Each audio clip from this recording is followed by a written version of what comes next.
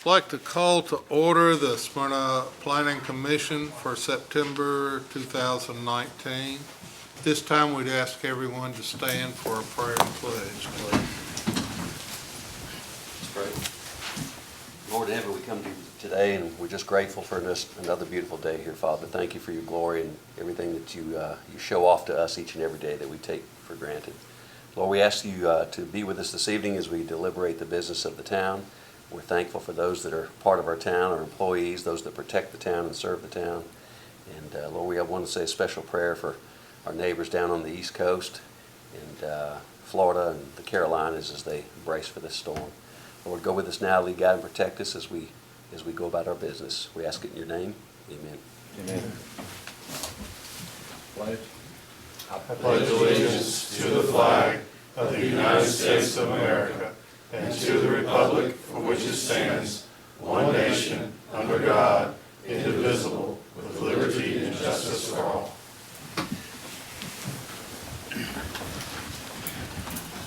Thank you. No citizens' comments at this time. That's correct. Move on to item number 4, approval of the minutes. Do we have any corrections or additions to the minutes as they were handed out? If not, may I have a motion for approval? I move we approve. Do I have a second? Second. We have a second. Any other discussion? All in favor say aye. Aye. Opposed? Motion carried. Moving on, item number 5, old business, rezoning request, Robert Latimer. Staff comments.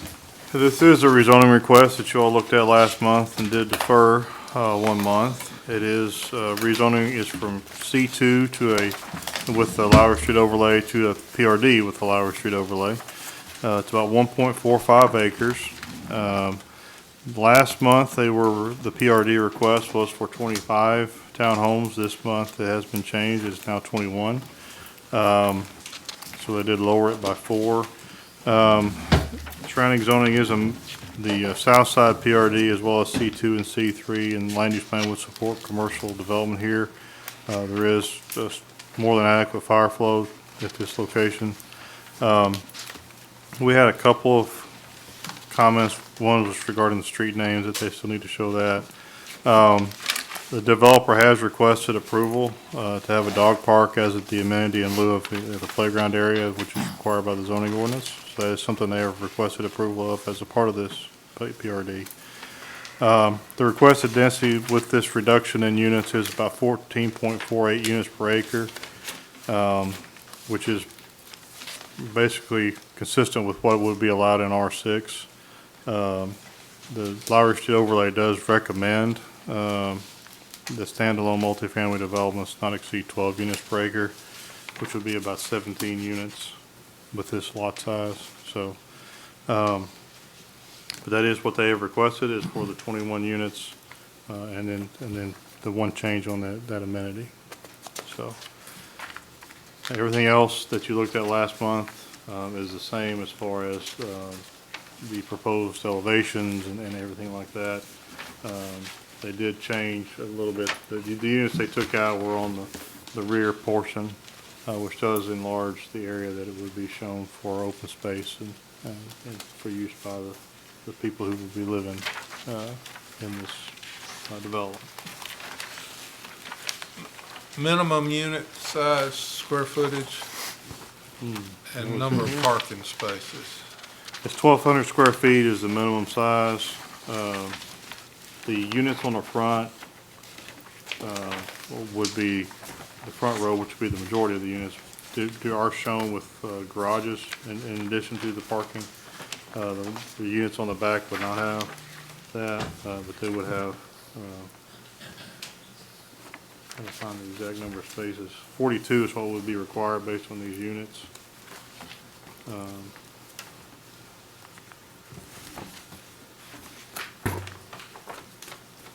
Maybe 2 and 3 bedroom, is that right? Yes.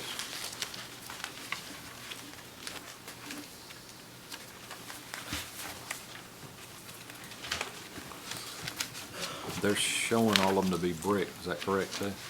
Siding on the rear. There's siding on the back. But what's facing Lowry? Yeah, the facing Lowry would be that. Okay. What page 12. The ones on facing Lowry are the 3-story units.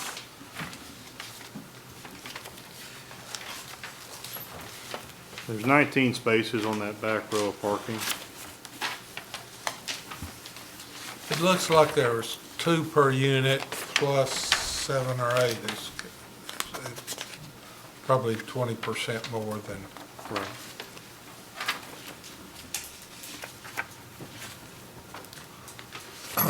What's the density on the project site that's adjacent to this? It's just under 13 per acre, it's about 12.86. There's 76 townhomes there on 5.9 acres.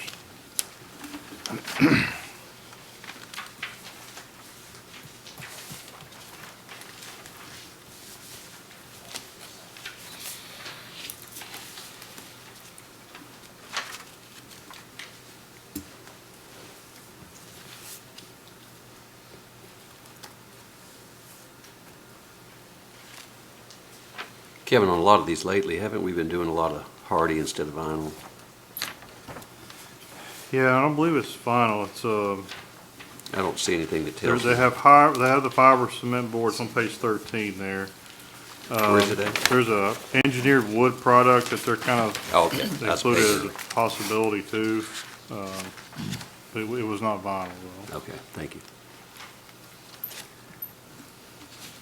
You have questions of the applicant?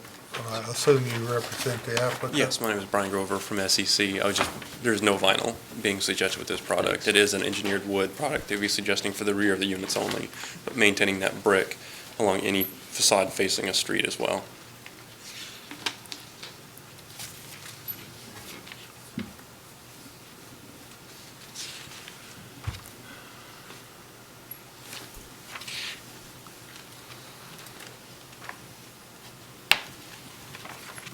I think the main questions we had last time were concerning parking and the density. Is that correct, Kevin?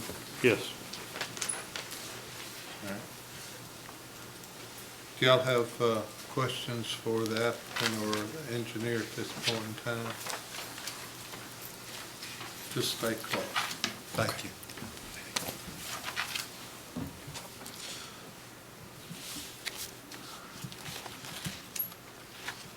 And I'm sorry, I may have just missed it. How many total parking spaces are there?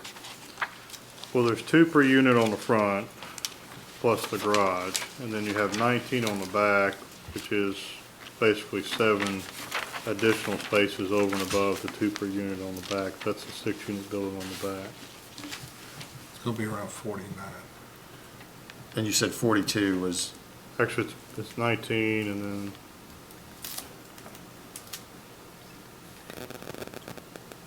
yeah, you basically have 49 total for 21 units.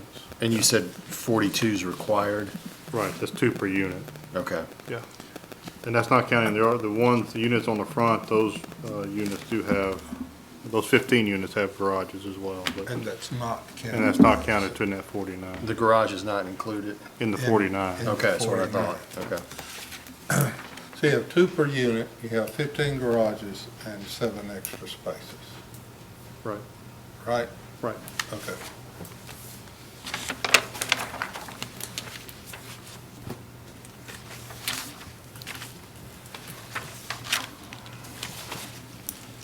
Kevin, from your perspective, how does this tie in a development like this with what we're doing as far as the Lowry Street overlay?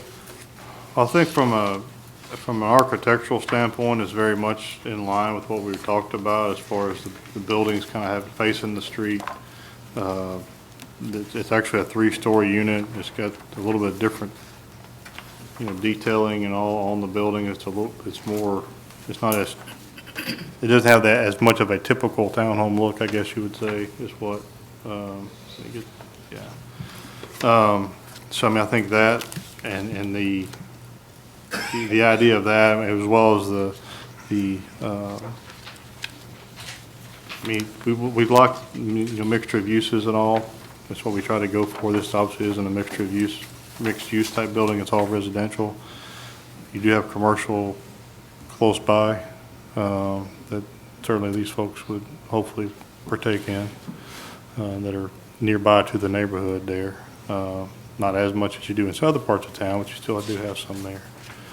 So I mean, I think it is in keeping with the overall goal, for the most part, of the Lowry Street overlay.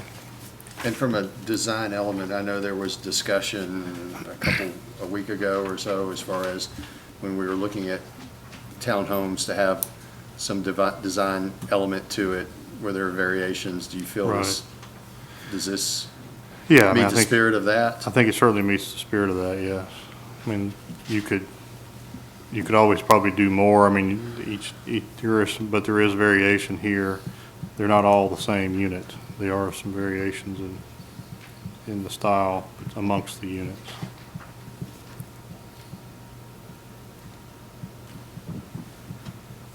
And did I read, this would be managed by a third-party HOA? Yes.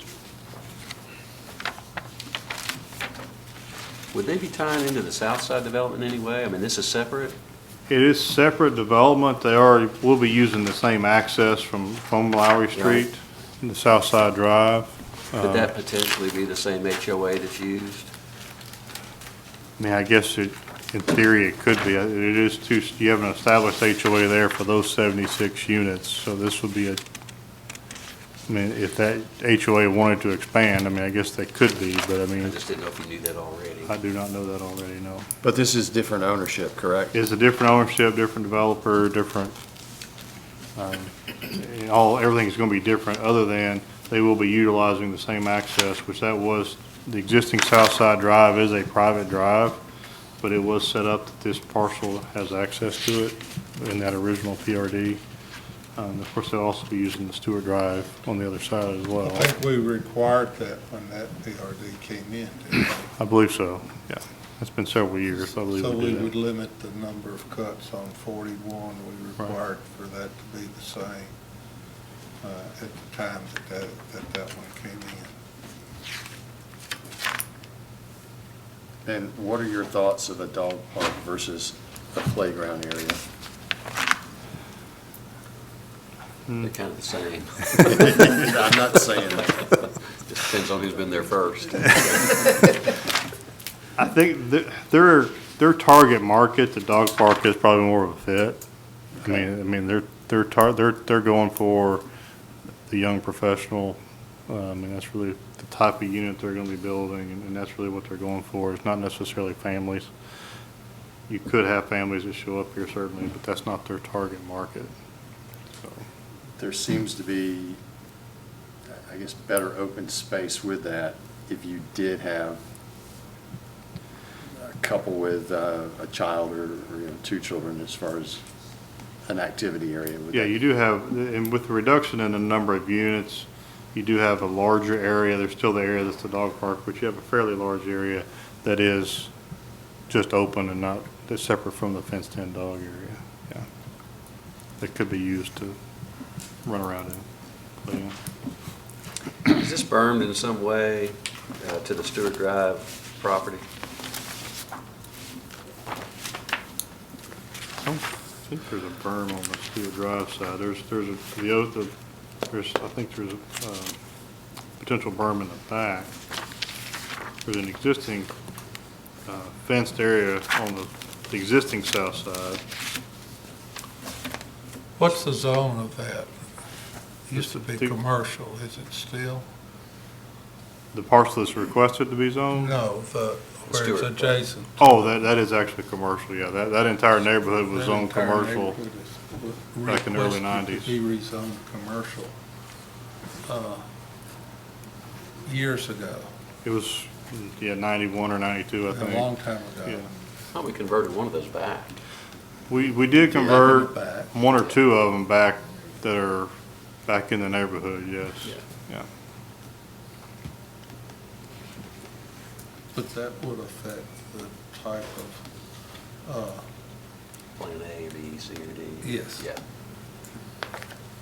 And do you see any capacity issues as far as Lowry Street being able to accommodate this development? Yeah, I mean, this is 21 units, is not a huge issue there, I don't think, as far as road capacity. I mean, you don't have, there's no, it doesn't exist today, and you're still not gonna have a left turn into Southside Drive because there is no median cut there, but you do have access at Stewart Drive. So someone could turn left coming out of this development as well as turn left into the development at an existing cut there. So, Somewhat unusual for a 21-unit development to have two access points, really. yeah. Kevin, on the density, you said the existing south side, did it meet the density requirements when it was built? That was before the Lowry Street overlay. Okay. It certainly, yeah, so it was, yeah, that At was. the time, Yeah. There it was wasn't an fine. exception, because There was no exception, no. There wasn't, they're actually five homes over right now, correct?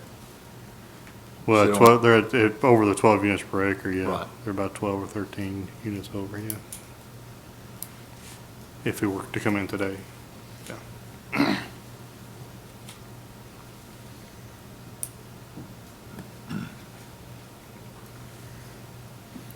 I think one of the other concerns we had when we initially looked at this was the trash pickup, solid waste enclosure, being right, next to that house.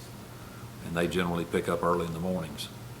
I know it's away from their properties, but it's right in the neighbor's back door. I know that was a concern before. I don't know if there's any way to, where they don't pick up until after 8 o'clock or 9 o'clock or something like that. Of course, that would be up to the, I guess, the development there, wouldn't it? And the HOA and that sort of thing to regulate that, yeah. First time. So Kevin, that adjoining property is zoned commercial, but it's a residence right now? Yes. Okay.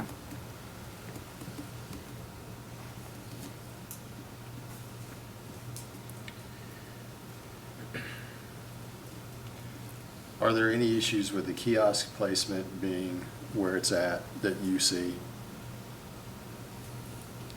Not tonight. No, I can't see anything. They'll have to coordinate that with the post office, but I don't see any issues there.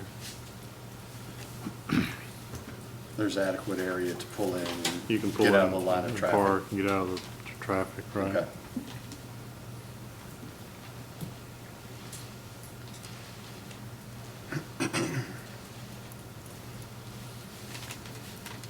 Small as this development is, a lot of folks, I'm sure, will pull in at home and then walk down there, I'm sure, Yeah. for the most part.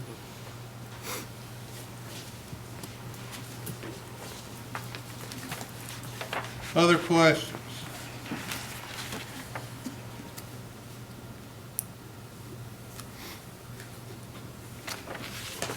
One other, I know there's an HOA involved, which tells me this is owner occupant types of property. It's not a rental property, I wouldn't assume.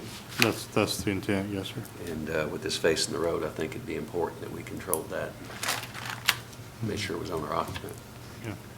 I'd hate to see a rental company take that over and have an eyesore there, so.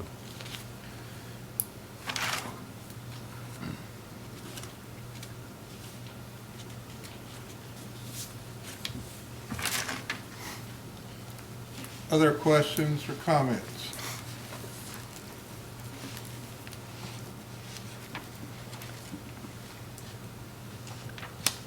Do I have a motion?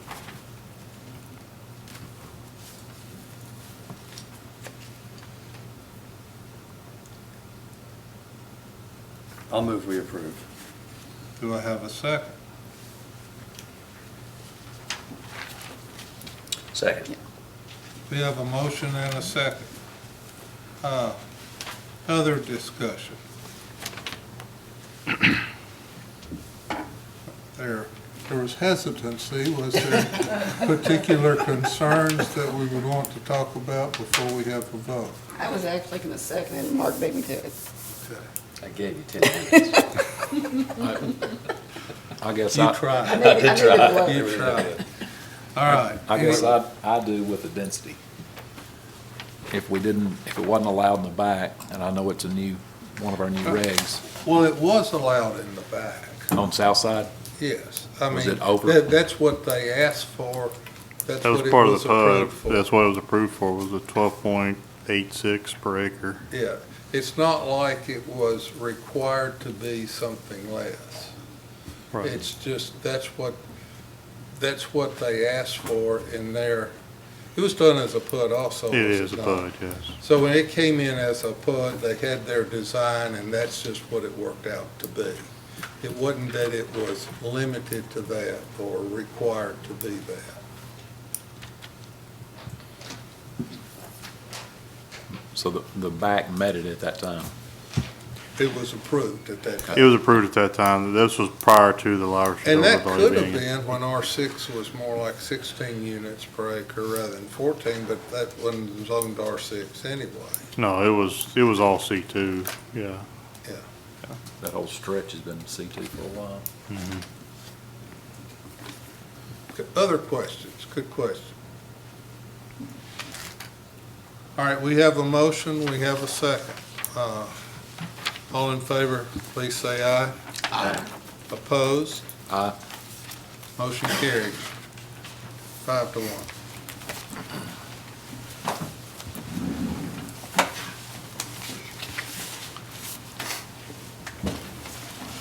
Okay, new business, rezoning request. Nicole Bird, Wade Harrod Road, staff comments. Yeah, this is a rezoning request on Wade Harrod Road. This is currently a vacant tract. It is on the portion of Wade Harrod Road that's kind of north and west of Sam Griffin Road. There's about 3 different segments of Wade Harrod Road in town. That's a portion of it. It's kind of the westernmost piece of it. Currently, property is zoned I-3. It's about 5,200ths of an acre. Land use plan will support heavy industrial development here. The request is to rezone the property to R1 in order to allow building a house. This parcel is served by CUD. Fire flow is not known at this time. They have not requested any type of information from them yet, so we don't have that information yet. Regardless of the development type, we don't know what the fire flow is. There is no sewer to this parcel. They have already, we have not, rather, received anything regarding soil or anything on this property as far as for installation of a septic system, so that would be pending still. That would be as well, again, regardless of the use. The applicant, or there is representation to this request here if you have any questions, and I think they would like to speak to you as well. But again, at this time, it is completely surrounded by the I-3 heavy industrial. This area was all zoned I-3 in the early 80s when Nissan was built. So it's been zoned that way for a long time, and at this point at least hasn't developed, or at least parts of this piece of it has not developed yet. What is the Industrial. actual use of those surrounding parcels? Some of them are vacant, some of them are residential. The one behind it, which is right here, is residential. There's a house next door on this tract. I think there's a house on these 2 or 3 across the street as well. Many of them are still vacant. This zoning came after the residential was put there? Yeah. Like I said, it's been zoned there since 1980, 81, whatever, when that whole area was zoned industrial at that time.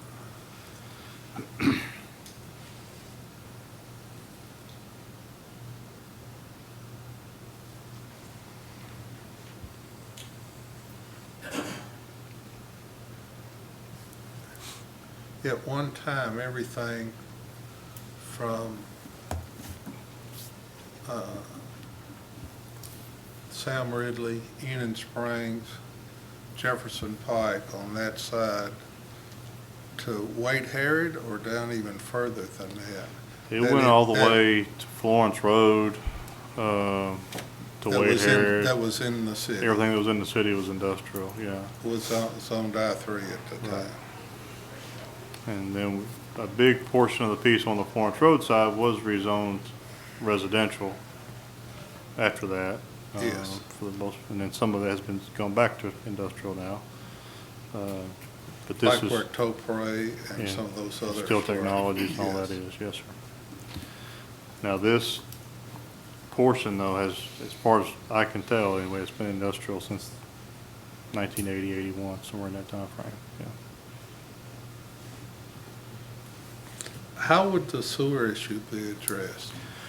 Well, they would be looking at attempting to do a septic system there is what they're looking at Is doing. that allowed on a site that small? Yeah, I mean, it's a half an acre. It would be allowed, yeah. The state would Okay. allow it. Of course, it's an existing lot of record. If it were a new subdivision utilizing the septic system, of course, would come to you all and it would actually have to go to council as well. This is an existing lot that's been there for a long, long time, so they wouldn't have to do that. All right.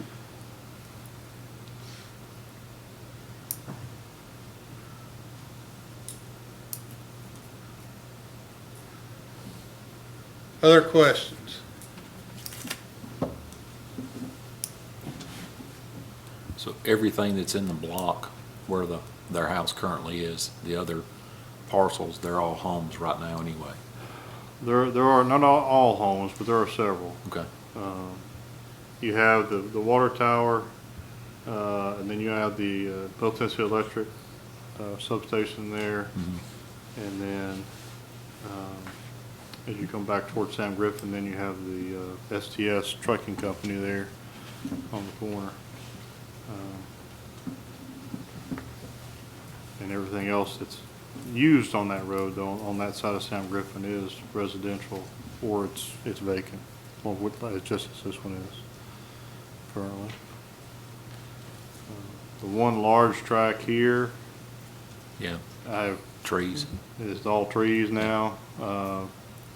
Is my understanding that may be coming to you. I haven't actually talked to anybody specifically yet, but I've heard kind of through the grapevine that somebody is looking at that from an industrial user standpoint. I haven't seen anything yet on that, but I think that may be coming. So, but these tracks are too small really for industrial use. I mean, they're so small. You would have to really use these and even meet the I-3 setbacks, which are the highest setbacks we have on any zone in town. 100-foot front setback, 50 feet on the side and rear. You really couldn't even build an industrial building on this property without going to BZA for a variance. Or purchasing a couple other properties. Or you'd have to get your- purchase adjoining yeah. properties, right. You'd have to put some tracks together. You could do that certainly, but that's kind of the situation they're in. Kevin, can you talk about you mentioned fire flow is not known at this time. What's required? Well, for residents, it'd be 1,000 gallons a minute at 20 Okay. PSI. A non-residential user, if it were industrial or something like that, it would be greater than that. But for residential use would be 1,000 gallons per minute. And again, This- it may be there, we don't know. This is in the Smyrna service area. No, it's in CUD. CUD. Is it It's CUD? CUD, that's why we don't know what it is. If it were our service area, we would know. So they would have to meet that prior to construction building or permit. certificate of occupancy, Getting a permit, yeah. a building permit? That and also the perk, being able to And having have a septic on the site Right. somewhere.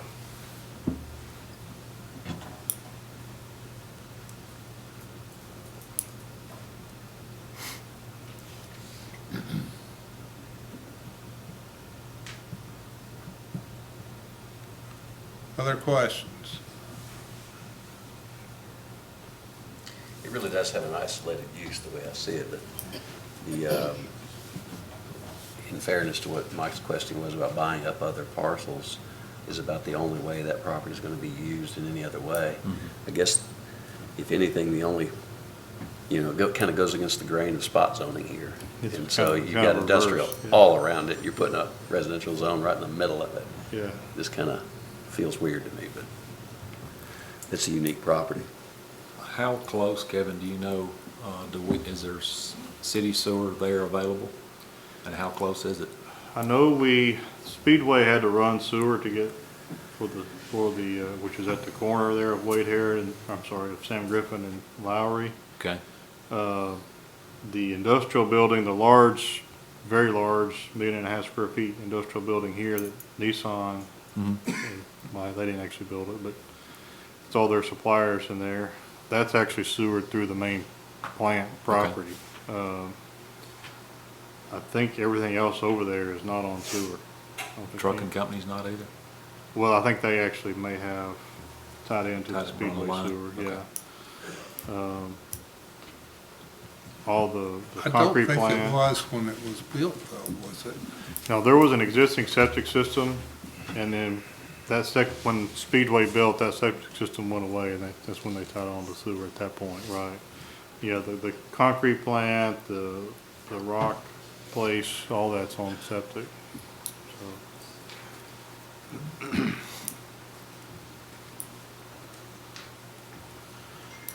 Being R1, I assume this is for a single-family home. Yes, And that being said, with all the I-3 wrapped around it, and you just mentioned we don't know anything yet, but there may be some shoppers for that area for an industrial use. Do we know if it's going to be an owner-occupant home or rental property? And could whoever wind up in that home, they're going to need to know that they could be infringed on heavily by industry right, and don't want to create something here that would be false to them. yeah. I don't know if it would be owner occupied or rental, I don't know that. The large, the track, is my understanding, that somebody's looking at or has maybe even purchased already, is this track that kind of horseshoes around these other tracks, which is the largest track over there. Is the one that's, And if that develops, they're gonna take the trees out, so then you're gonna open that space up. sure.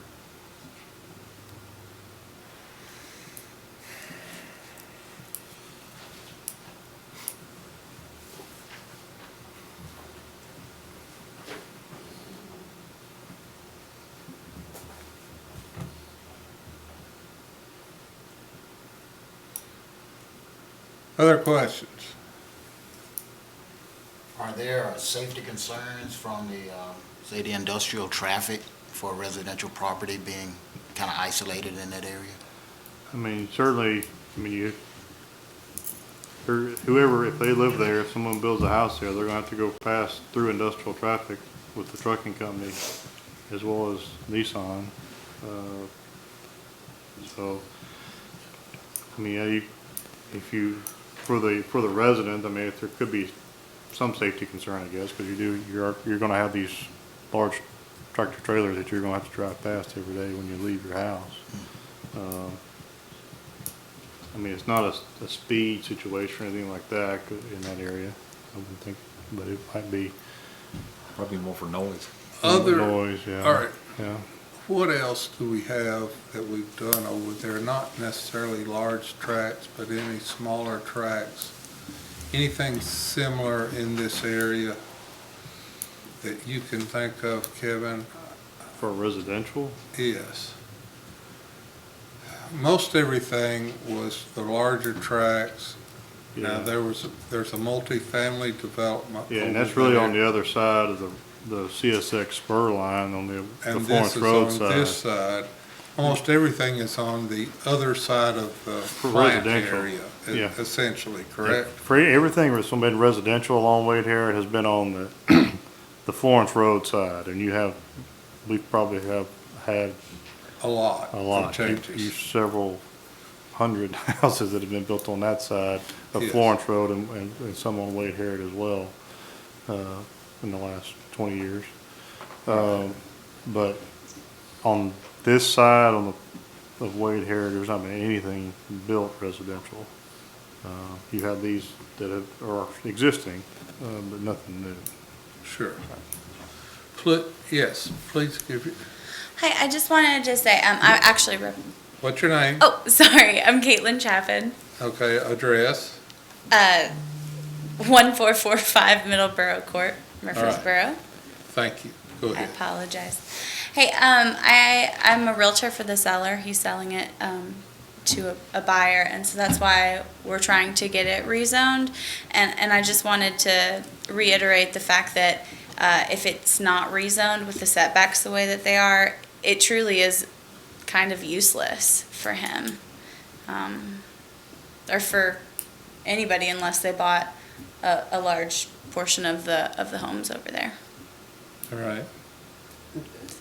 I'll just say, this is, I mean, you know, anytime someone comes in and you're seeing an individual and they want to do something residential, you know, your first inclination is that you want to try to help them out and do things like that. But as much as we struggle on the reverse end, when someone tries to drop an industrial or a commercial, a C2 and a residential, you know, we're a lot quicker, I think, at that point to say no, because it feels like it's not a fit for the overall zoning. And I feel it in the reverse here, that this isn't a good fit. And you brought up some great concerns. And as much as I would like to do it just on a personal basis, from a planning and council perspective, this just doesn't fit. And I've got concerns with it all the way around here. I do too, and looking at it, whoever is looking at buying that horseshoe parcel, the parcel behind it, they may look at trying to purchase that property as well and have a whole square there, have that whole block. Well, that's what I'm concerned, that they could be potentially surrounded Then we're by trying- industrial. Yeah.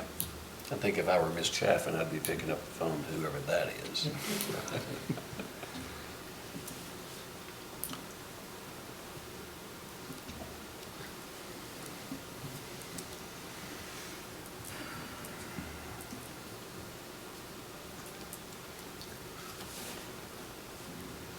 You know, and I kind of agree, or do agree with Tim's comments.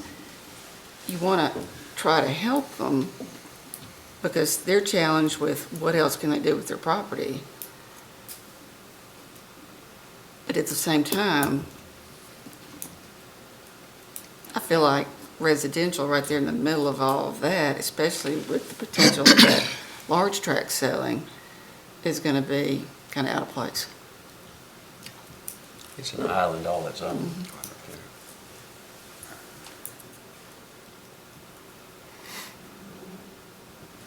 And just even from an expense perspective, if they don't have the right water flow, it's going to be very costly. And Well, it's not going to happen. Yeah, exactly. So you're still not going to get it. And if someone industrial came in and decided to purchase that tract along with some of the other ones, they would have the ability to do the upgrades that needed to be done to take care of an industrial complex. Well, and two, there's other homes along through there as was shared, right? And they perked, so it's a good possibility this has never been built on. I'm not saying it's the fact. It could be a good possibility it's never been built on because of the fact that it may not have ever perked. And then that's another challenge that they would have, putting residential property there. What's the wishes of the commission? I'm going to make a motion, we decline. All right, the motion is we do not recommend the rezoning. Correct. To council. Is there a second? Second. Second. Any other discussion? All in favor say aye. Aye. Opposed? Motion carried. Moving on, under rezoning request number 2, Jerry Butler, Bankside subdivision, staff comments. Yeah, this is a rezoning request. It's several tracts of land that all currently zoned R3. They total 89.2 acres. The request is to rezone it to a PRD. This would be a single-family PRD. Surrounding zoning consists of R3 in town limits and an RM in Rutherford County. Land use plan would support a medium-density, single-family residential development in this area. Proposed PRD is for 249 single-family lots. We had several comments, and several of them have been addressed, so I'll kind of go through those. Number 4, 4 and 5 have both been addressed regarding that was in the book regarding the phasing plan, that the key in the map didn't match, they've corrected that. And on the driveway part of Kedron Church Road, they've clarified that, and now, I'll touch on that probably here in a minute, a little bit more, with regards to that, for the access to the church. Number 6 has been addressed. They are showing parking, 3 spaces on each lot, and they have several, in the lots around the development. And we'd ask them to show how many of those are, and if they total, they're scattered in several lots, but they total 124 spaces. Is that additional spaces? That would be 124 spaces scattered around in various parking lots, in addition to the 3 per lot, yes. And then a 2-car garage on each lot as well. Number 7, 5 and 7, I'm kind of come back to. Those are kind of tied together. That merit a little bit more discussion. I'll go ahead and hit through those, rest of them. 8 was really an informational comment regarding the sewer trunk. It would need to be extended along the creek. Number 9 and 10 have both been addressed regarding amenities and the front setback. Number 11, the traffic study is underway, but it has not been submitted yet, so we need to keep that comment, but they have begun that study. Number 12, again, kind of ties back into the other issue. We did ask them on number 13 to extend floodplain boundaries across that entire project. They haven't done that yet, so we do need to keep that one. Number 14, they had originally shown 129 lots existing in Bankside. It's actually 158, so they've corrected that. So number 14 can be corrected or taken off. We did recommend 4 spaces. That's something that the council has been discussing for 4 on each lot. They are requesting that to do the 3 on each lot, and then the 124, which essentially gets them to about 3.5 spaces when you count the off-site spaces per lot. We did ask them to provide they did show a couple of building elevations. We did ask for some additional ones just to show a little bit more variety. I know they're going to build more than 2 houses types, so we do still need to have that. Number 17, they are showing a proposed realignment of the Rocky Fork Allenville Road and Kedron Church Road intersection. They have indicated that would be submitted as part of their construction plans. We have not seen that yet, so we do need to show that. We'd ask them to show the floodway. There's actually not a floodway on this creek. It is all just floodplain, so we can take off number 18. Number 19 through 22 were comments provided by CUD. The fire flow isn't adequate now, but there is an upgrade underway that would correct that issue. So that can be. They did tell us that, but I know there is an upgrade coming that's going to correct that issue before any houses will be under construction here. I did kind of spend a little time, I guess, regarding what they are proposing with the Kedron Church Road as it exists today, and what they're proposing to make some changes there.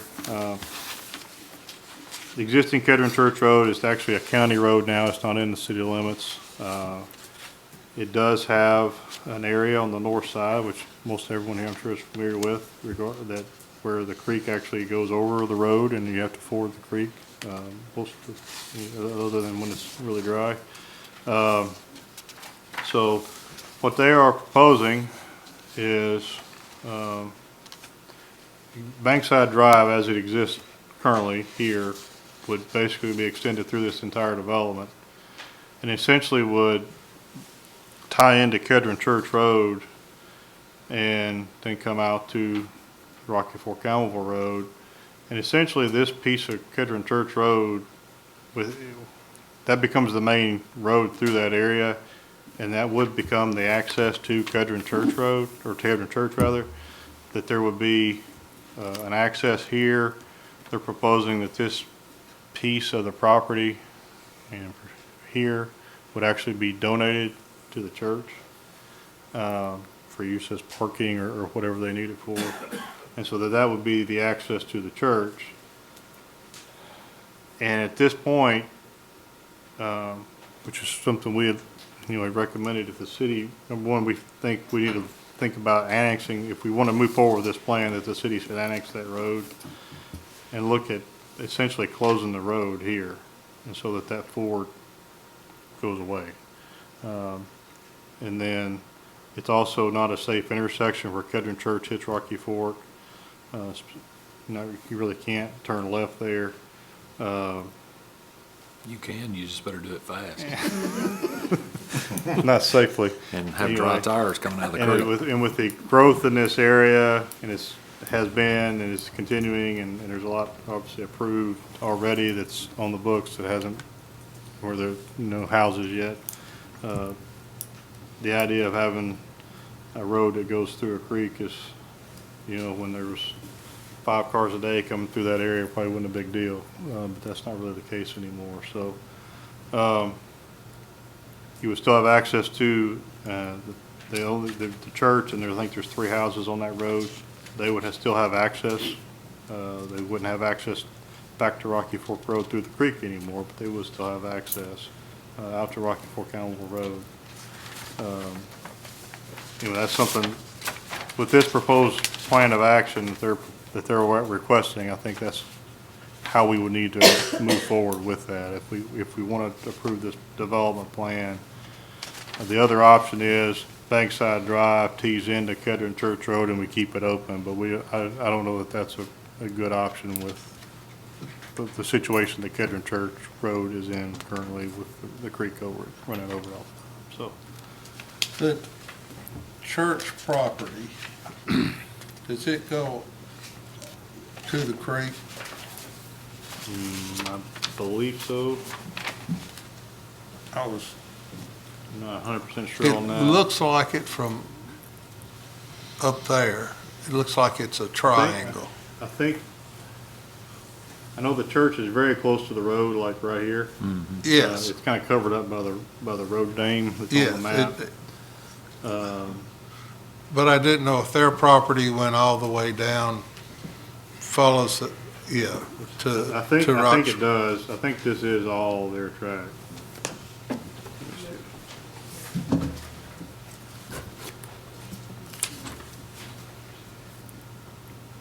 Yeah, it's still, even the other maps will have the road name over it there. But I think you're right. Then you have the track here, which has a house. This track has a house. I think there's a house on this track too. But, they would still have access out to Rocky Fork Allenville Road. You wouldn't be shutting anybody out. Again, other than keeping them from going through the creek to Rocky Fork Road. Kevin, why do they want to have an access out of the back off Bankside going back towards the creek? What purpose does that serve if you're going to cut the creek off? If the road's you're not going to be able to go through the creek to get back on Rocky Fork, why have that road coming out of the back of Bankside? Why not just having this come straighter in, teeing into it instead of like a Y, teeing into it so the people, people that's going to the church, they're not going to go through this subdivision. What purpose does that road serve? Yeah, I think that's really meant to be just an access. It does kind of show up on this, especially this larger drawing as like a roadway. All the way, I don't really think that's the intent, that it would be a road that goes all the way back to the road, to the Kedron Church Road. I think that's really meant to be. Go back kind of- there and it'd just be a dead end? It's kind of a dead end, and again, that track, that small little triangle area, that existing track between this and the church road would be, look at that, it shows up in their book as to be donated to the church, again, to be used for parking or whatever. Yeah. I think that really is just meant to be an access to that property and okay. to the church, not an access, that this would be a public road that would tie into the church, Kedron Church Road. Yeah.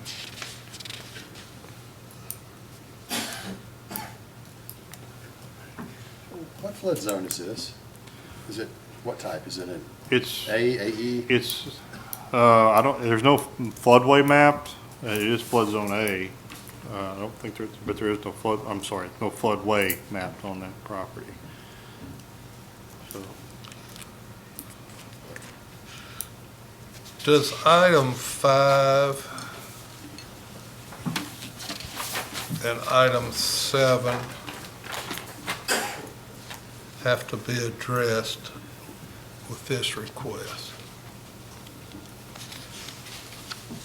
I mean, it doesn't have to. I think I would recommend it just because I think if you want to go with the layout they're proposing, I think you really need to consider how everything ties into Kedron Church Road and what we're going to do with that road. 'Cause you're I talking. guess personally, I'd rather do it at site plan, plat and site plan, rather than with the zoning request.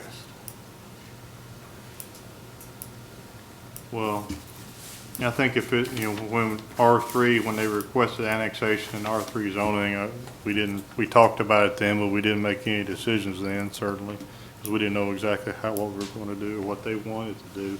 I think since we have this, a layout with 249 lots, you got 158 already approved, that's,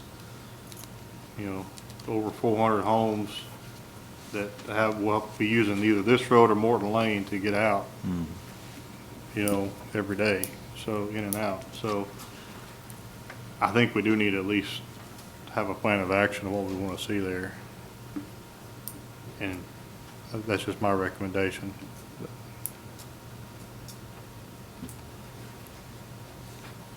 Yes, sir. Gerald with Huddleston Steel Engineering. It is AE, zoned AE. It is a study, a detailed study all the way about a half a mile up past Kedron Church. It is AE. There is no floodway in this. From Mr. Butler's standpoint, it doesn't matter to him if we tee into Kedron Church Road or realign it. Just from meeting with staff, we sort of felt like that's what the staff wanted to do. We also met with the county highway department folks to discuss it. If the city didn't annex it, they would love to close that forward. But I don't know what they would do if it stayed in the county, to tell you the truth. They go out there every time it rains and put up barriers, and it's never been an issue, but there's a lot of people that drive through there. And some of you would remember, but when Bankside, Mr. Butler's owned this property for 30 years, probably plus, and as it's developed, the town's always asked for a second access. We had one approved at one time, and that went away, and because of that, Mr. Butler went in and purchased about 13 acres from the Cryer family to be able to get over to Kedron Church. The whole reason he purchased those 13 acres and about 7 or 8 tracts from really one family to do that. This property here, the lady Karen still owns it. He has a first right of refusal to purchase that as well someday. But she wanted to stay there, so he's going to leave that and provide that. But the whole reason he purchased that 13 acres was to get access to Kedron Church. And from his standpoint, it doesn't matter if we tee into Kedron Church and leave it like it is in the city or the county, or come in and realign it. Kedron Church would really be, from there to Rocky Fork, Almaville, would need to be upgraded, and he's willing to do that, redo the intersection and upgrade it either way, because it needs to be upgraded. It's a very narrow road. Yeah, and he's agreed to upgrade that to 24-foot wide. He's talked to the adjacent property owner. We've talked to the church, so let them know we're submitting. We're not sure what's going to happen, but, I say talk to the church. I've talked to Mr. David Lee several times. I told him I'd sort of updating the status as it goes along. He's one of the, Lee family's probably half of that church, I don't know, but that church was built in the 1860s. Been there a long, long time, and David likes driving through the creek, but. Is he okay with closing that road? I told him that's a possibility, and he said he likes driving through it, so I don't know, I can tell you that. I think a lot of them come from our area. They do. They don't drive through it when it's 4 foot of water, though. Yeah. But this is the first time, yesterday was the first time there was no water over that ford. It's dry right now, the first time. I live out that way for 30-something years, 34 years now, so I know this area very well. And Mr. Butler, like I say, Mr. Butler's just trying to get a secondary access. And at the same time, there's been several rezonings, 3 or 4, I think, in the same area. The water system's been upgraded, and he's just trying to stay competitive with those. We've heard the council's discussion about parking, and we've tried to provide, like Kevin said, 3.5 spaces per lot outside the 2-car garages he's gonna do. The amenity package is even upgraded from what we did at Sundale several months ago that we got approved. So I'd be glad to answer any other questions that you may have. And we can discuss that, we can have that cabinet discussion now, or we resubmit preliminary plats, I guess. It's really up to the planning commission. Thank you. Just out of curiosity, how do you get to 3.5 spaces? There's single car. 124 spaces provided in the common areas around. So you're counting that? Yes. Right, yeah. Okay. Yeah, that's off-street parking. Yeah. So, Okay. There's 2 There's with 3. each lot. There's 3 with each There's lot. 3 with each lot, 3 with Okay. each lot, plus 2-car garages, which I've sort of got the feeling I don't count the garages, but there's 3 with each lot, and then there's another half a space. 249 lots, 124 spaces, that's where you get, Well, and I mean, in the common area. just from the discussion we had, and I know that we haven't, I guess, landed on an agreement, but it looked like where we were headed with it was either 4 cars in the driveway, not counting the garage, and then, and/or, and I'm saying and/or because we haven't gotten there yet, on-street parking that looks different than this, that would require a wider roadway in effect. Right. Yeah, they're not, yeah, that's not, they're proposing the 3 spaces on the lot, not 4, but 3, and then having 124 spaces scattered around the development, which comes out to basically half a space per house because you have 249 lots and 124 spaces. So that's why you're getting the 3.5. We've heard that discussion from council, just my personal opinion, widening the road and putting parking on the road is a bad idea. But I think it's better to have parking in pockets at the end caps and along the roads than along, you widen the road, people speed up and you just have more traffic issues. Just, a lot of cities have looked at road widths over the years. Smyrna's always kept those narrow because it does slow people down. But that's my personal opinion. I know that's not, the other developments in this area have been approved with just 2. I understand the concern, so we've provided more. We're trying to do, we've provided more parking and more amenities than the ones that's been approved in the last year in this area. Last year's kind of going away. I understand Mr. Butler's on his property long before those rest of them. He was Yeah, here first. We're starting to run into this, now the fruits of those builds are Yeah. starting to show us and reveal some things. Yeah. And the reason they're coming, he paid for the lift station, 100% of it, that serves every lot out there. So, It serves the I had the school. same question Tim did. I mean, I didn't understand what 3.5 was. First time I'd heard that, and now I get it. I see what you're doing. Well, it's a lot of parking in the Yeah, pockets. but let me around. ask you a question. Sure. So, because I'm not an engineer and I can't do all your fancy math and everything, here's what I do know. For parking, we need cars to be able to park in those driveways. I don't care really how much off-space parking, because some of the discussion we've had, we want it, don't get me wrong. But some of the discussions we've had about that is, people want to park where they live, and if they have parties or guests over, they want to have some ample parking there. They don't want to walk half a block to this person's house because they park down here. So what we've been talking about is how do we get an ample amount of car parking in those driveways plus having a 2-car garage. So I understand. that's where Tim and I are confused about 3.5. We've been talking about putting 4 in that driveway without the garage capacity being We've used. shown 3 where the others have 2, so we're Well, you we have have 3 cars. You've shown that your But density. No, they show 3. They They show show 3. 3 per They do have 3. Okay. They do Yeah. have 3 on. Show 3 All per right, unit. so, Yeah. so that's not in line, I don't think, with what some of the discussion the council's had. We've been looking Understand. for that 4, or the off-street parking, which, that's not been dove into yet Right, I necessarily understand. either, but. Yeah. So I think that's been some of our concern, so if we do something here at the planning level, it's just gonna go up on to the council level, and this is gonna understand. get beat up again. I understand. So that's why I'm asking the And question. that's the reason we provided the extra spot on the lot and the parking, around the areas, is we understand the council's concerned that we're providing the parking. And some of it is, you got a half a block away or further than that, but, if you're going to a football game, you're walking a lot further than this. I mean, if you got a party with kids or something, I mean, they can park down the street and walk. I mean, that's sort of what we're thinking. I'd rather do that than park on the street. I think on the street parking is bad, in my opinion. I just do. All right, thank you. Mhm. Well, I have a question now concerning, based on the discussion that I've heard with council and with y'all. Has it been decided that we are going to require 4 parking spaces for every residential unit? Has that decision been made today? It's not been made, it's just been discussed quite a bit.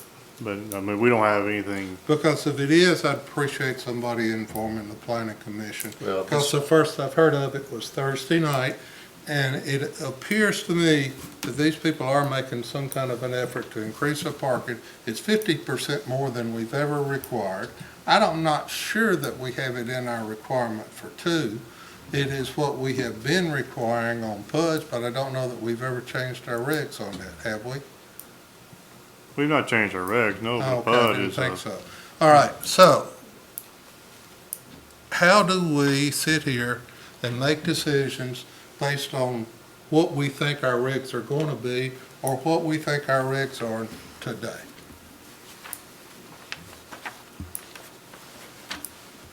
Quite Well, honestly, yeah. that's something I've been a little bit perplexed about myself, and that's what we're trying to massage to get to.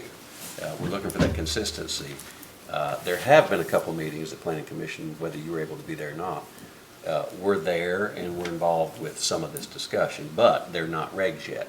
So the Planning Commission was invited. I think you were the last one, actually, so, And it was not announced that there was going to be Well, anything other than roads yeah. presented. So let's. I'm not in charge and of that. And that was Thursday night, and this is Tuesday. Yeah.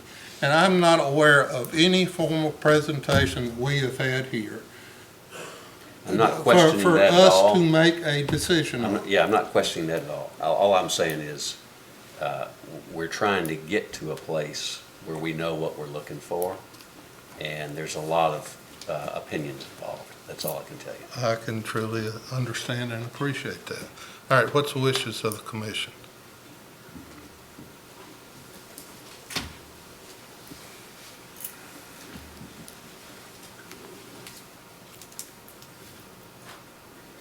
I do need a follow-up question with Enoch. Sure, absolutely. We mentioned in the pattern book we showed 2 homes. How many actual plans do we see and how many different elevations per plan would we get here? Yeah, I'll ask Dennis, I mean, you're gonna have 6 or 8 different style homes in this development. I mean, There's already existing lots and homes in there, so we're going to have to go with the same existing Yeah. homes. That's And how we then, do it. again, with each plan, how many different elevations, particularly front, would we see? there's probably gonna be 10 or 12, and we could get you some Okay. more pictures. I mean, I like pictures better than these, color drawings from the computer. I think those are better. And the existing homes today in Bankside are all mostly vinyl fronts, sides, but these will all be hardy and stone, just like the other developments, like Sundale. The houses he's fixing to build at Sundale next to Rock Springs will be very similar to these.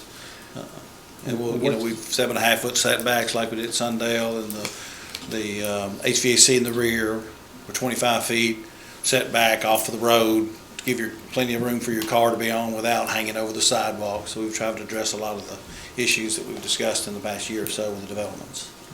Well, the Sundale's minimum requirement for square footage, was it 1,800 as well? Exactly, correct. And these are actually gonna be bigger than that, right? I mean, They that's, have been, correct. so you've been building in the 2,000 range? 2,000 Yeah, that's what they've been building at. average. Enoch, the lots on the, I'm gonna say rear of the property, don't see my compass here, deal, that are showing the flood plain line.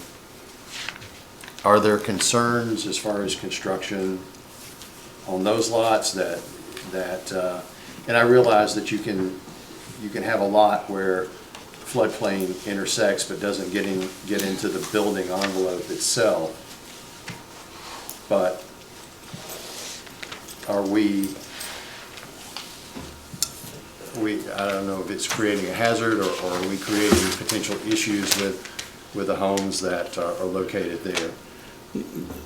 The lots are staying primarily out of the floodplain. Probably average, we're 150 feet from the creek to the back of these lots. It's all gonna be open space back there. You know, some of the amenities might be in the floodplain level. The houses were all built 3 foot above. But, you know, there's quite a bit of room. It's a 200 scale if you have the full-size map, but, you know, a lot of these lots are 250, some of them is less as 50, but we're pretty good ways from the creek. So we're not concerned about, you know, that. I mean, we have quite a bit of buffer from the back of the house to the creek. Is it my understanding, or am I correct or if I'm wrong, can you actually build up and then in effect take yourself out? Sure. I mean, you could do a loam ref, a letter of map revision based on fill. Right. The town of Smyrna requires that we offset the cuts and fills in the floodplain. FEMA does not, but the town of Smyrna does. FEMA requires these lots to be 1 foot above, town of Smyrna 3. So, you know, our houses will be, town planning commission changed that in 1995 after the May floods. They changed from 1 to 3 feet on the houses as finished floors. Okay. So we're not concerned about the flooding of the houses at all. I mean, they'll be further from the creek and we'll offset any cuts and fills we do. Kevin, if we were looking at 4 cars per unit, what would be the setback required for the garage? Well, I mean, the setback really wouldn't change. As far as the minimum setback, we wouldn't look at. Because you're gonna spread them out. You spread them out, or you'd have side or rear entry type situations or something like that, as far as. Essentially, are you talking about the same size parking as we require? Are they 9 feet wide, a parking space? Well, I mean, yeah, you probably would, we're not gonna have, they don't have to be striped or anything. No, Yeah, but if you are going to require either 2, 3, or 4, you have to have a You're gonna minimum have width that is roughly associated. 8.5, 9 feet, yeah. All right, probably, so it yeah. would be 36 feet wide and at least 25 feet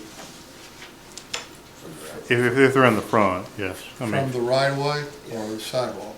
from the right of way. 25 feet from the right of way. That's the property line. Which is probably how far from where the pavement is? On typical, you're probably, because you have the 5-foot sidewalk in that area, And the property line is somewhere else, the property line is behind the sidewalk. is yeah. behind the sidewalk. And the sidewalk's at least 2 feet off the pavement, or the curb rather. But So- you would have to get the 4 spaces, you're gonna have to pave all the way down to the road. Well, you wouldn't necessarily have to. I mean, their detail shows that they're not going all the way to the road. I mean, they're going to the road with the driveway, obviously, but they're not going all the way 4 spaces wide all the way to the road.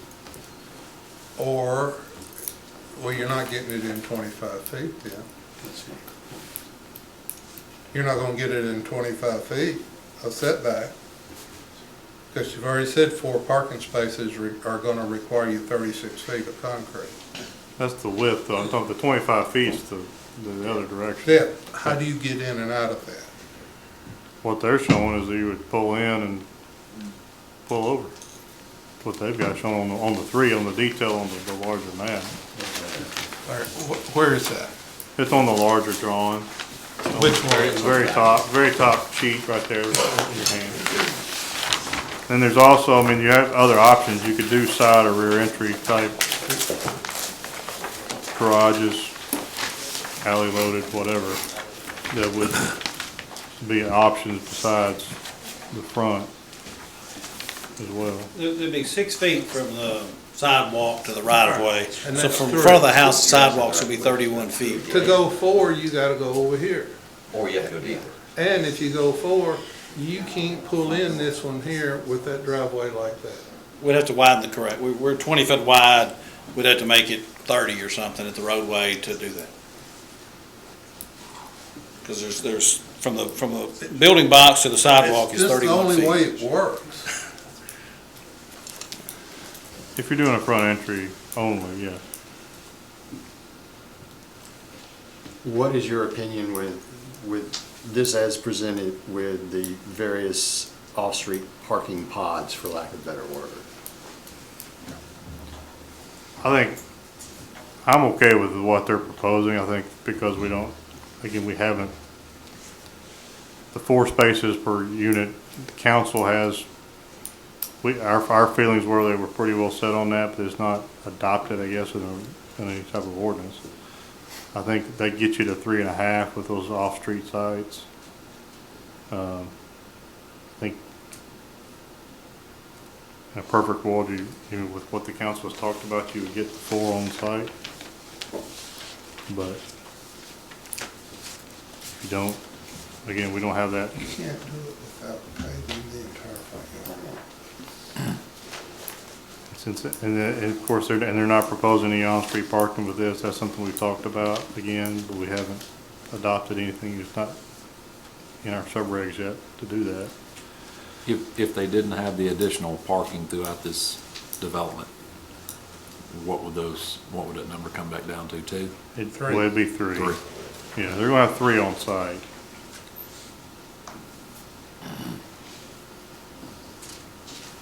So your picture here does not show a 3-car from the front elevation, does not show a 3-car parking.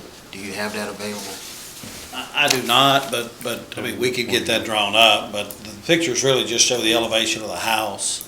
It really wasn't showing the parking spaces. There's the detail on the plans that would show the parking. That's really the elevation of the house is what the pictures indicate. What does that do to the aesthetics, the front view of the house when you have that 3rd lane? Which comes in closer to the front door, am I right? It is, it's just gonna have a parking spot closer to the front door. You're exactly right. How wide are the lots? There's 65 feet, I believe, wide. And then there's 7.5 on either side. So that would leave 50 feet of 50 building feet envelope for the right, house. 65. Yeah. So you're gonna have, 36 feet of concrete. 27 is what we're proposing. 3 cars. 3. Right. 4 would require So 36. basically half of the front of the house is gonna, or more than half will be, You have 5 feet of work site. would be parking. Take a weed eater, cut the front yard. Take a weed eater to cut the front yard. Yeah, there won't be any.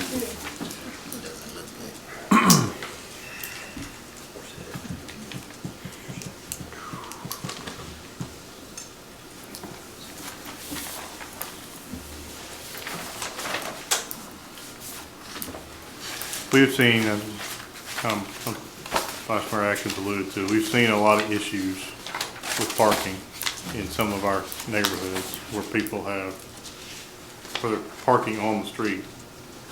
Even R3 zone neighborhoods, where we got a lot of parking on the street and you can't get a fire truck through. And that's what we're trying to correct, and the more parking you provide off the street, or you widen the street and have it on the street, either way, but it allows you to have that, the width for a fire truck or any emergency vehicle to get through. That's what we're trying to prevent, where we can't get through.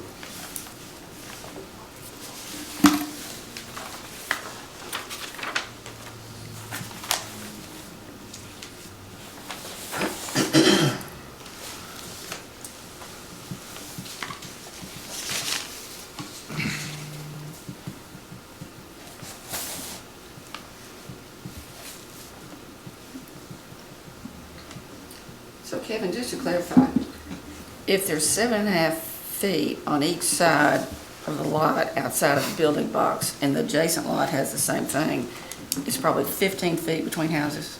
Correct. Which is typically what we have seen. So many of these developments, there was 5. And so this is actually the increase. And I was thinking it's something that the council had talked about in some of our talk, trying to get a greater width, again, from a fire safety standpoint, make them a little bit further apart, less chance of the fire jumping from house to house, as well as for the safety of the firefighter that has to fight the fire as well.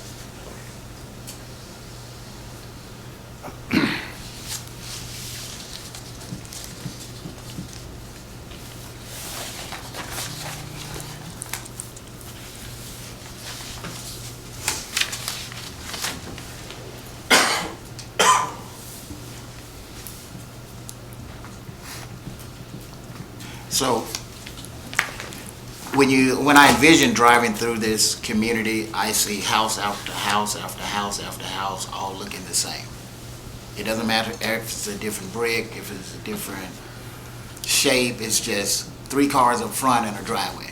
3 cars up front and a driveway, and a little door to go in the front door of the house. Every neighborhood in Smyrna is gonna look just like that. Yeah, we don't, that's, And there are gonna be different styles, and we can show you a couple of examples, but there's a lot of different style houses, but yes, you're gonna have 3 cars and a driveway and a little door. in every house. I mean, that's what we've got everywhere in town. Driveways, Well, houses. we're just gonna concentrate on this one now. It's Understand. Forward, Right. not some of the mistakes. Yeah. or, Well, you know, and what these we're are, growing from lots in are the 65 past. foot wide, where a lot of them approved been 50, but these are wider lots. Yeah. You know, then some has been approved, and we're hearing what the council's saying and trying to address some issues.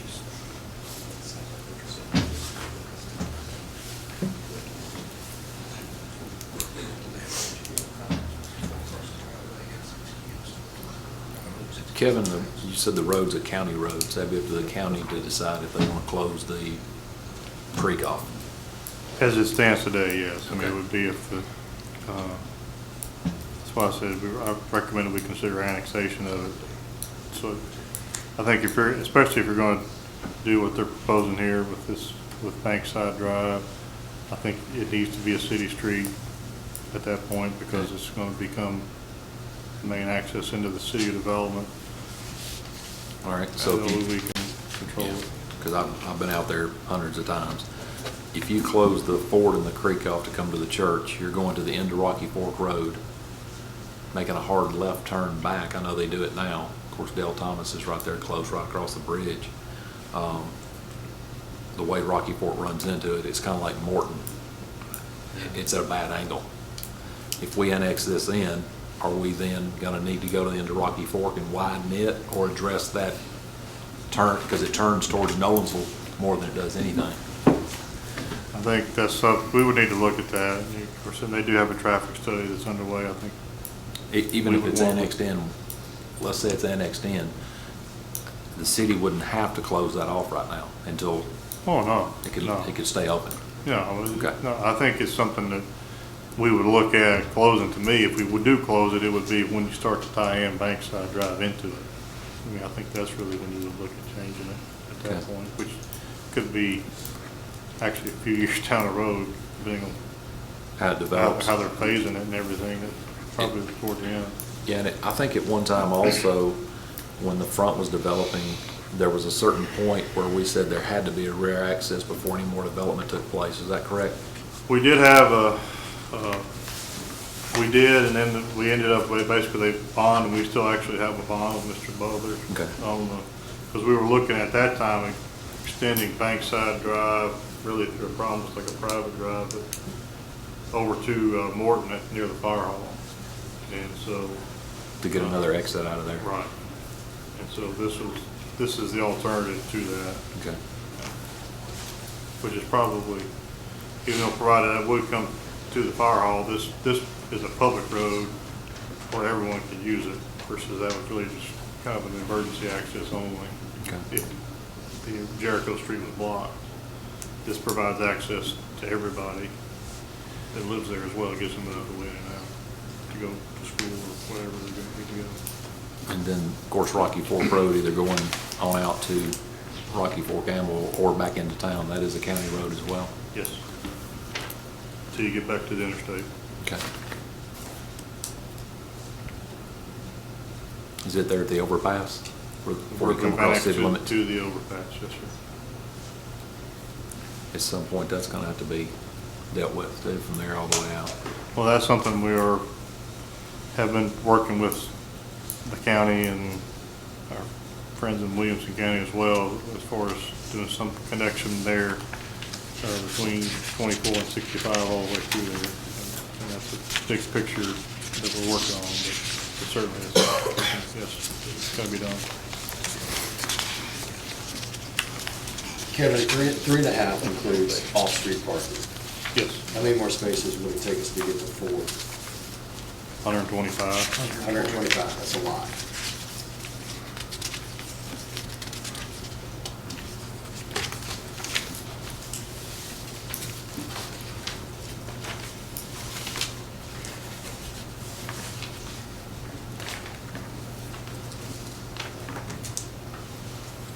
You know, as of right now, we don't have anything that's mandated to the planning commission or mandated to the council through any type of regs change. So I guess what we're trying to do is figure out what makes sense.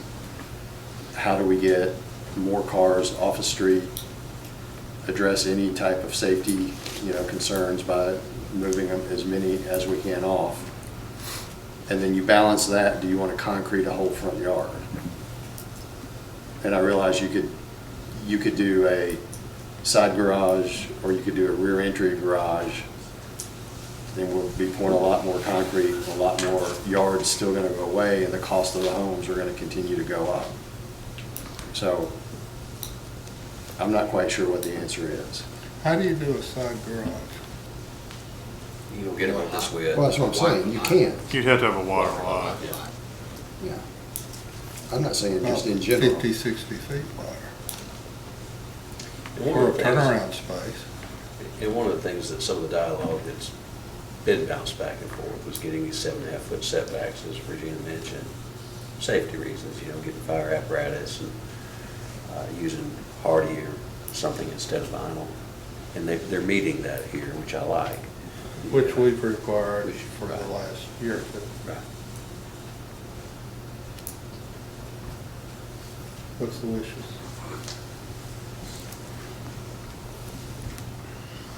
We need a motion to defer, recommend, or deny.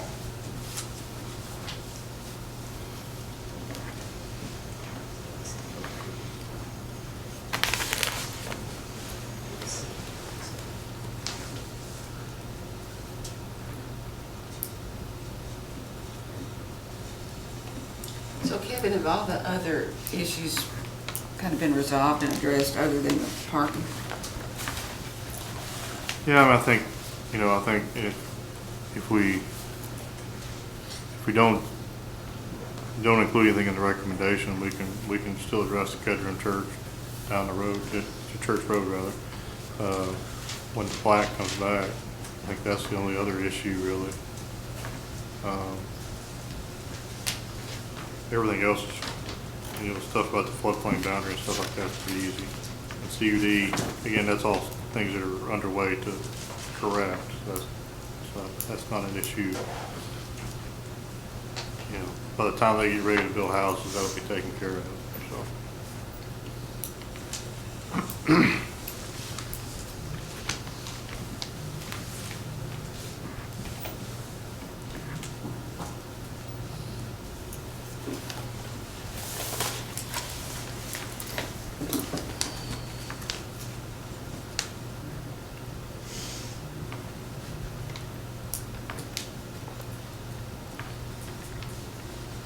Do I have a motion?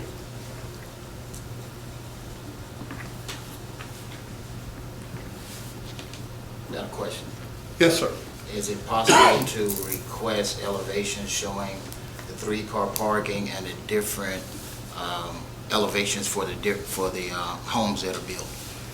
Even if they're the same floor plan, they'll have a different elevation from the front view, so it's not monotonous or just cookie cutter one after the other. That's one of our, as far as the elevations, additional elevations we had asked for, that was one of the conditions that something we had asked for. So certainly I think you can ask for that, sure. And we'll be glad to provide that when it goes to the council next week. If it does, we'll be glad to provide those. Hey, Nick, while you're up, are there any other potentials for some increased off-street parking? I know not 125, but are there any areas that we could look at? Oh, there's more open space areas that you could look at. Quite frankly, I don't know if they'd be used or not, to tell you the truth. I think it's almost, asphalt is not necessary, but there's quite a bit of open space that could be looked at for other parking areas.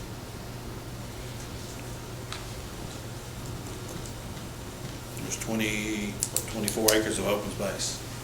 It's gonna be used for, your pavilion, your mail kiosk, your bus stop, volleyball court, basketball courts, a lot of amenities being provided, bus, a shelter, play area, tots for kids, a lot of amenities being developed, and we've got 48 spaces around those amenities for, neighbors that want to drive over to that. We've got parking there. Okay. There's other areas, but it's almost a waste of asphalt in my opinion.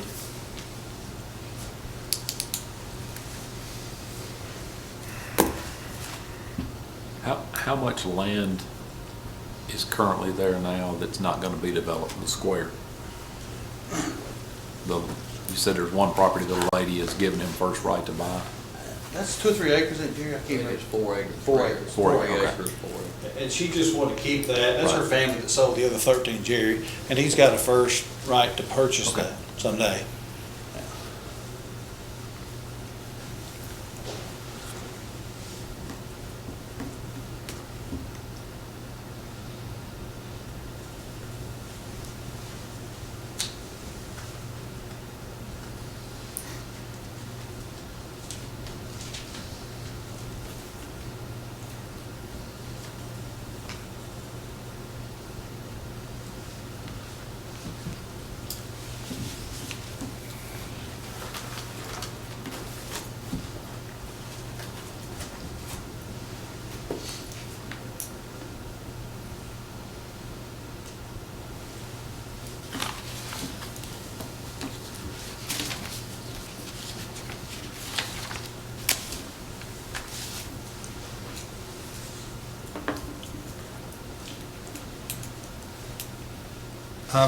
I rule that the agenda fails for lack of a motion.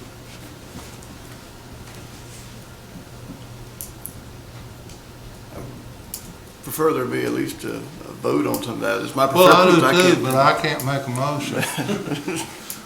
Let's just get it out here. Ed, I'll make a motion. I think we all have concerns about the parking. But on the flip side, we don't have a reg in place now. I think they are, I think they've made several attempts to do things over and above what might normally be required. So I'll make a motion that we approve it. We have a motion. Do we have a second? Second. We have a motion and a second. Any other discussion?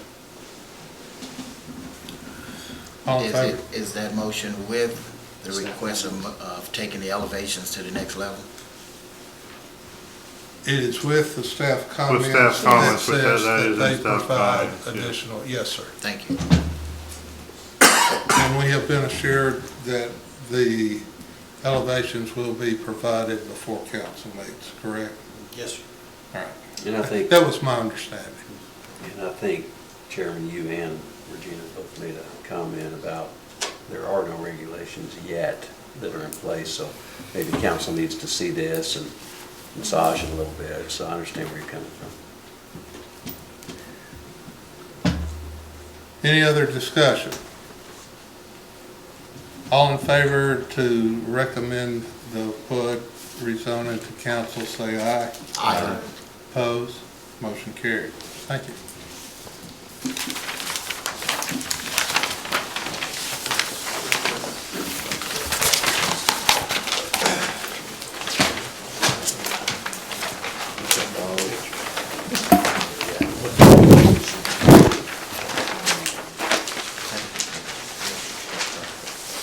Let's take a 5-minute break.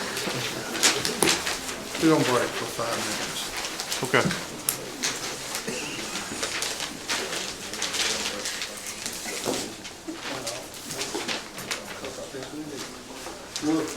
We will reconvene at 6:35. I apologize for those that have other items on the agenda.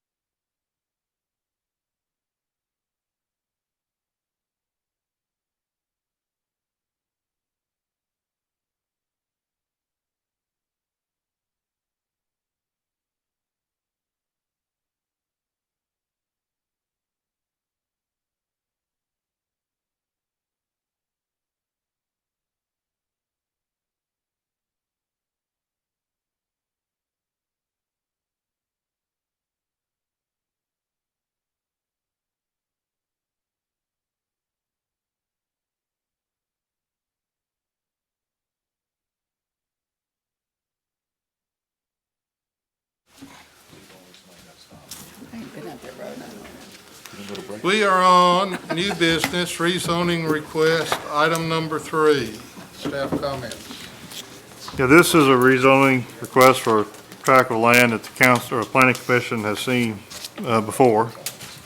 That's about 3.03 acres on Old Nashville Highway. Currently zoned R1. The proposal is to rezone it to a PUD. The surrounding zoning is R1 and PRD, which is phase 1 of this development.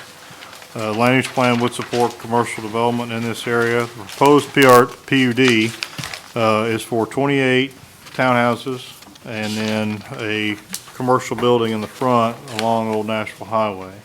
So it would be a mixture of both types of uses. We did have several comments. We did ask for them to show how the side and rear of the commercial building will be finished. They state masonry. We recommend brick or stone to match, which is what they're showing on the front, rather than just masonry, because a concrete block or whatever is not what we would want to see. They do show kind of a loading space. We did ask them to label the loading space for the commercial building. They did give us a truck turn exhibit that does show the fire truck leaving the roadway in at least 3 locations, so we did ask them to rectify that by modifying the site layout. The commercial building, most sheets show it as 6,600 square feet, and I think that is what's proposed, but there's a couple places still that it shows it as 9,000 or 8,000, so we asked them to show that, clarify that, and be consistent throughout. Asked them to show the proposed uses for the commercial building. We did recommend uses as allowed in C4. They do still need to show the utility extensions. We did ask them to show the management by a third party for the HOA. That's not clear here. We did ask them just to kind of provide a development time frame between phases 2 and 3. Phase 2 is the townhomes and phase 3 is the commercial building. We did ask them to align the driveways between phase 2 and phase 1. And then 13 and on our CUD comments, they are meeting the requirement for the residential building of 30,000 gallons per minute. A commercial building does have a higher requirement. If they sprinkle that building, they might be okay, but as it is right now, it would not be the 1,500 gallons per minute that's required for a commercial building. So, that's what did I have again. It's this one you all have seen several times before. It's been an all residential PRD. Again, this is a change. This is a reduction in the number of units overall, and then adding the commercial building is what they're requesting at this time. We have questions of staff. Do we have a motion?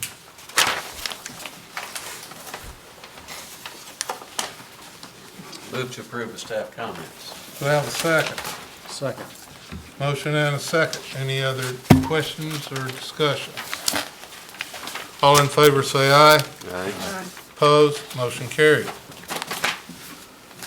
Rezoning request, item number 4, Hazelwood Drive. Staff comments.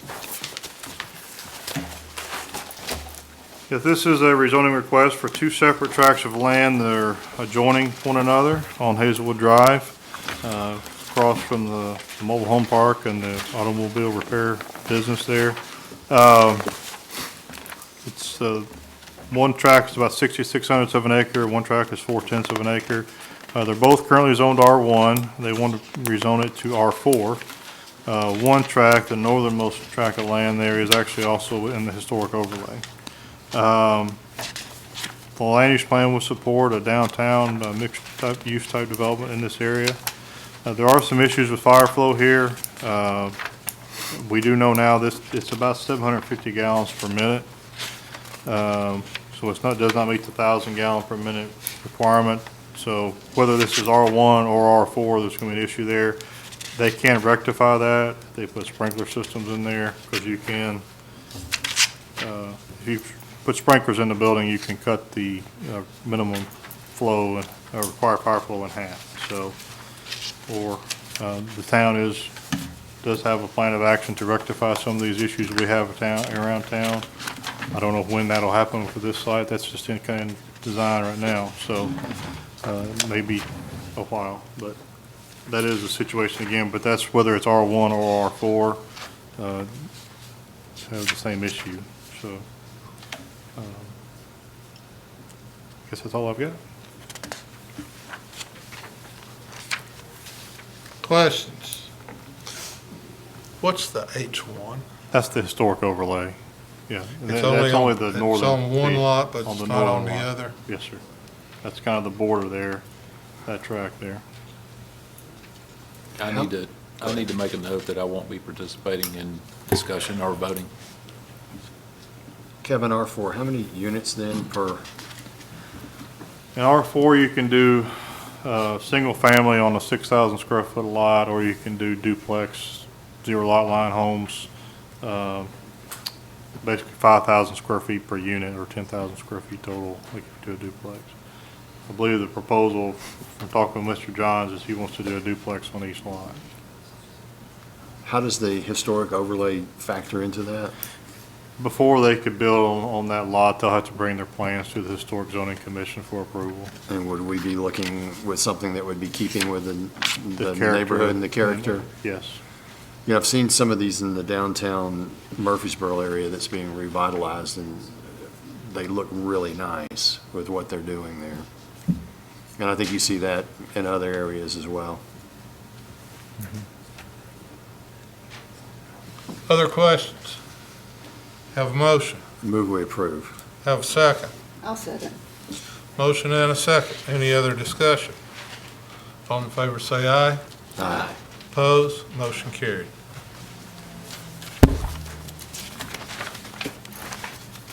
Item number 5, rezoning request, Eugene Drive.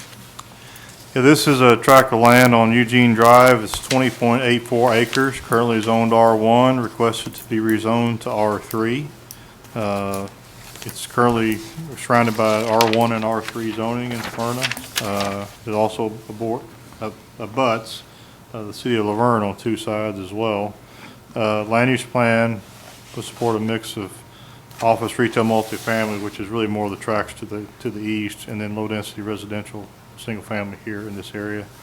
Available fire flow is more than adequate here as well, so 2,300 gallons per minute. So it's consistent with the other single-family developments that are in that area. They're all R3, so.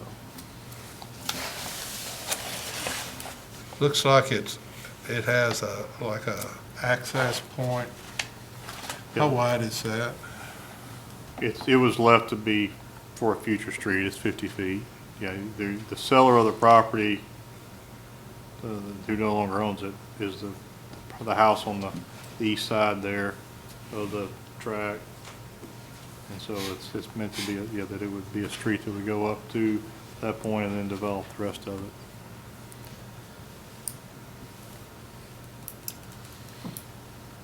Questions? So Kevin, tell me again what the proposed use is going to be. It's R3, which is a single-family zone. R1 and R3 are both single-family. It's just the minimum lot size is different. R1's 15,000 square feet and R3's 10. R2 is 12. R2 is 12, yeah. So it'll still be single-family. Really either zone single-family, it's just the minimum lot size is smaller with R3. So It's showing R1 all the way around this right side. What about on the existing homes? Is it R1 or R3? all of the developed area is R3. Okay, If you go south here, all this area is R3. okay, That's Potts Crossing and the vineyards. right. There's 3 tracks here, or 2 here, and then 1 on this side that are R1. They're larger, To the right, there's Laverne. and to the left and north, that's Laverne. Okay, This is Smyrna, zoned R1 currently.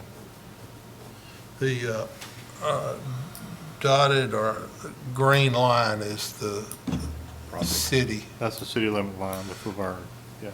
And the way things were back when you annexed in larger areas and had it going continuous, everything was brought in R1 and then was changed at some point in time, usually. Some, a little bit was left, but never very much, even years ago. But that's why you're gonna see a lot of vacant space being designated as R1. Not necessarily what anybody thought it should be, it's just that that's the way it was annexed in. And R1 does allow for agricultural use, and a lot of that was still being used at that time, and still today somewhat is for agricultural uses, so. So you'll see a lot of it around. All right. Other questions? Have a motion. I move we approve. Have a second. Second. Have a motion and a second to recommend R3 zone for this area. Any other discussion? All in favor say aye. Aye. Opposed? Motion carried.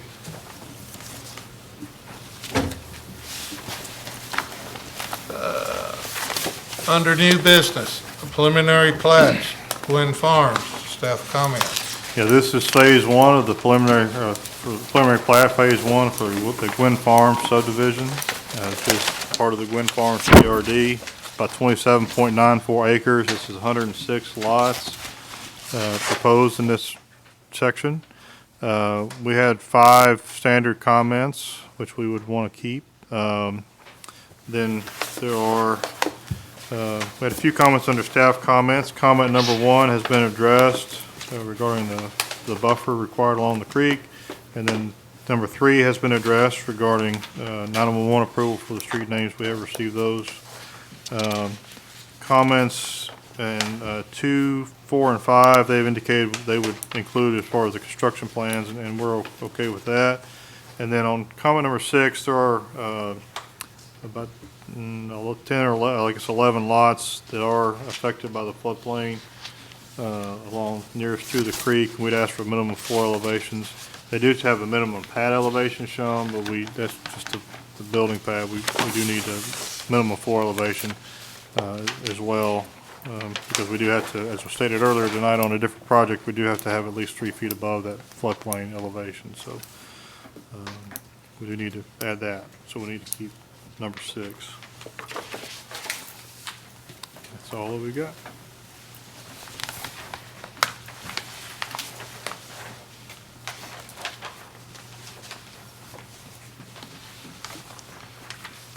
Have we addressed when road improvements have to be done and the timing of those things? The road improvements, the intersection improvements at Waldron Road are required to be a part of this phase. That'll be part of the construction of this phase, which would include the signal. The secondary streets, the secondary access would be a part of the next phase, which would be phase 2. That's when that would be tied in. So this phase includes not only the Waldron Road, but also the widening of Rock Springs Road that At that was intersection, part yes, of the sir. PUD. Yes, So sir. it's all be done at this time. Right. So when the plat's recorded, if the work's not done, that'll be bonded, correct? Correct. Okay, thank you. Any other questions y'all have for staff? Do I have a motion? Mr. Approved comments. We have a motion and a second. Any other discussion? All in favor say aye. Aye. Opposed? Motion carried.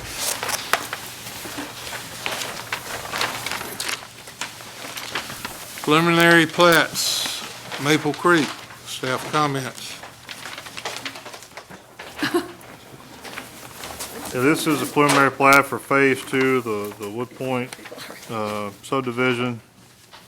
That's part of the Wood Point PRD. It's 8.46 acres, 38 lots are proposed. We had a couple of standard comments which would need to remain. Comment number 1 regarding the temporary turnaround, lots 44 through 46, they have corrected that and they've came up with a fix for that, and so that we can remove comment number 1. And comments 2 and 3 are really CUD related, but they do affect the fire flow for this project. if they can't meet the fire flow. It's currently, it's 400 gallons per minute. There is an upgrade that will get it to about 500, but they can't meet the 1,000 gallons per minute. So, we've actually met with the developer, last week and discussed that, and we've presented them options for how they could still develop, but which basically, this proposed fire flow would involve putting sprinkler systems in the homes, so, or, working with CUD about the possibility, and we don't even know if this is a possibility or not, but as an option would be potentially the boundary changes in Smyrna, if Smyrna could serve this area and meet the fire flow as well. So I don't know if that's an option or not. We did discuss that as well. So at this time, that nothing has been finalized with that. So currently, as it stands currently, they can't meet fire flow to this development. So.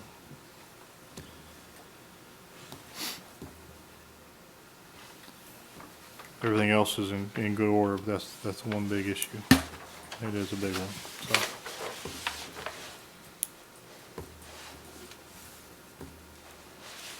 so. Other questions? Have a motion? I'll move we approve with staff comments. Have a second?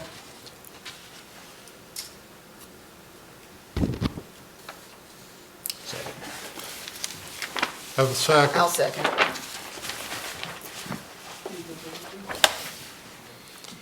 Motion and a second. Any other discussion?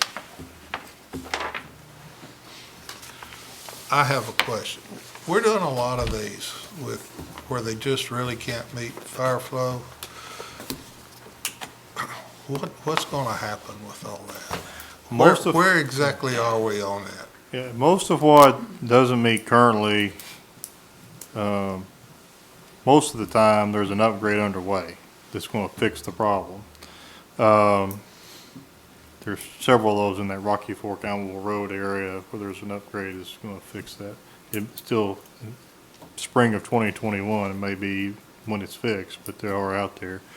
The other alternative is what we talked with these folks about, potentially doing sprinkler systems. They didn't like that option, but that is an option, because if you put a sprinkler system, regardless of What's a fire flow required for a sprinkler system?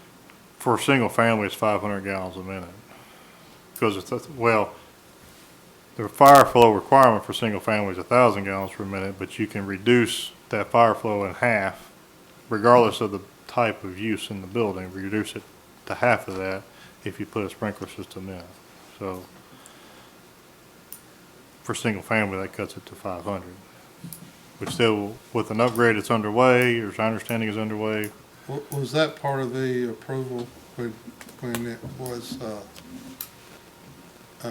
when the upgrade was required from 500 to 1,000 and 1,500 to commercial?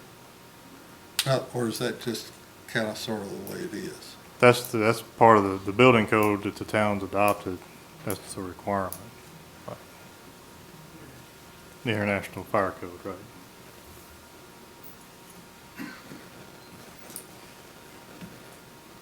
But on this, we don't know where we are.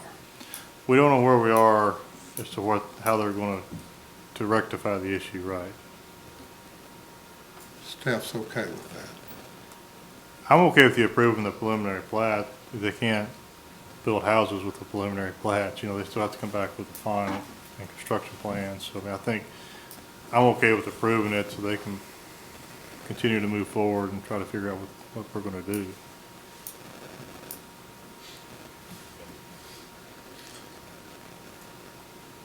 Would we allow the development to start other than maybe just some rough grading? Because normally it would go forward with the preliminary plat. They could do grading. That's all they could do with the preliminary plat, yeah. Our regs do require them to do a final before they start actual water sewer installation and that sort of thing. So that would be all that they could do. Okay. Other questions? We have a motion. You have a motion and a second to approve. Thank you. Have a motion and a second. Any other discussion? All in favor say aye. Aye. Opposed? Motion carried. Thank you.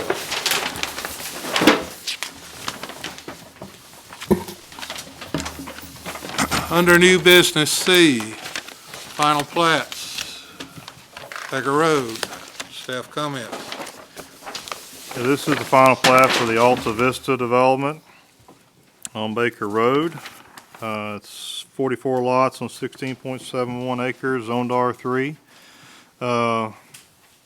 We had a few comments. Most of these are relatively standard comments regarding signatures and fees, and we asked them to show the roadway line work. It's comment number 3, and the rest of those are essentially CUD comments, since this is in CUD service area. Fire flow is fine here, so that's all that I got. Have a motion. Move to approve with comments. We have a second. Second. Any other discussion? All in favor say aye. Opposed? Motion carried.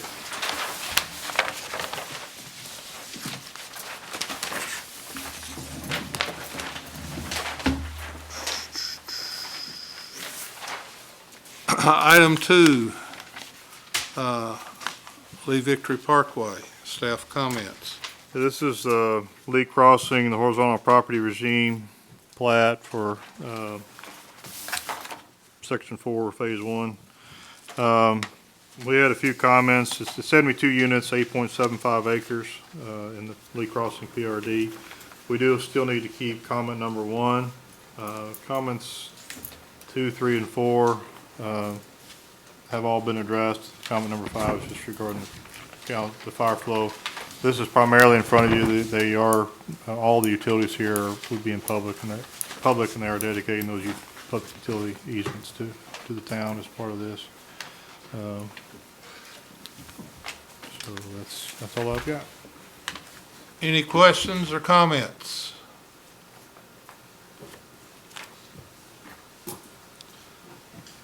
I have a motion. I move we approve. We have a second. Second. Motion and a second. Any other discussion? All in favor say aye. Aye. Opposed? Motion carried.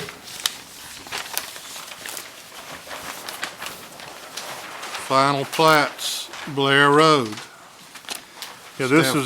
is a 2-lot subdivision. It's part of the Verandas at Sam Ridley development. This is basically taking 1 lot that's about currently 4.77 acres and dividing it into 2. Typically 2-lot subdivisions we can review administratively, but they are extending a water line to serve the new lot that they're creating, so it is a public improvement, so it does have to come to the planning commission. So, but essentially it's just 2 lots on 4.77 acres. Has frontage on Blair Road, Portico Place, and Colonnade Drive.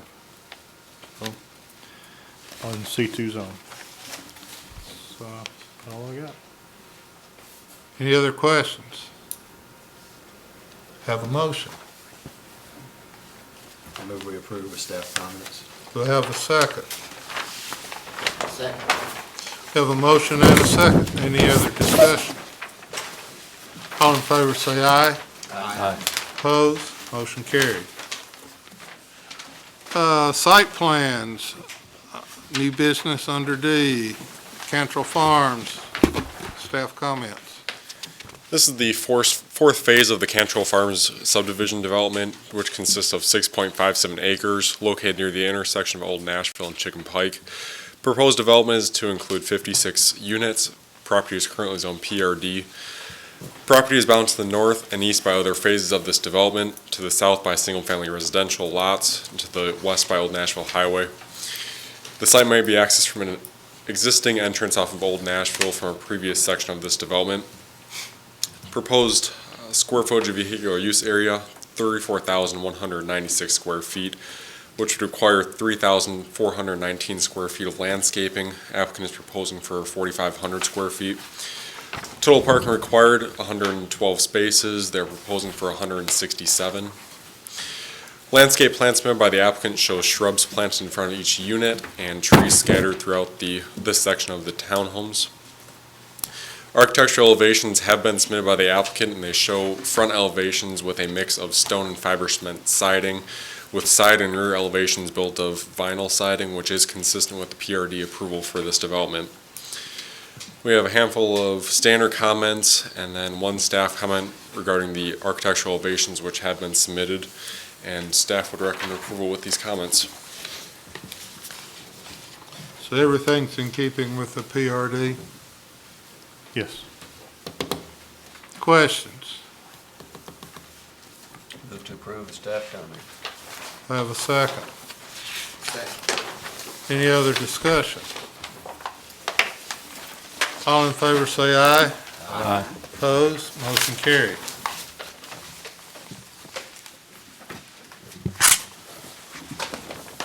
Site plans, Potomac Place.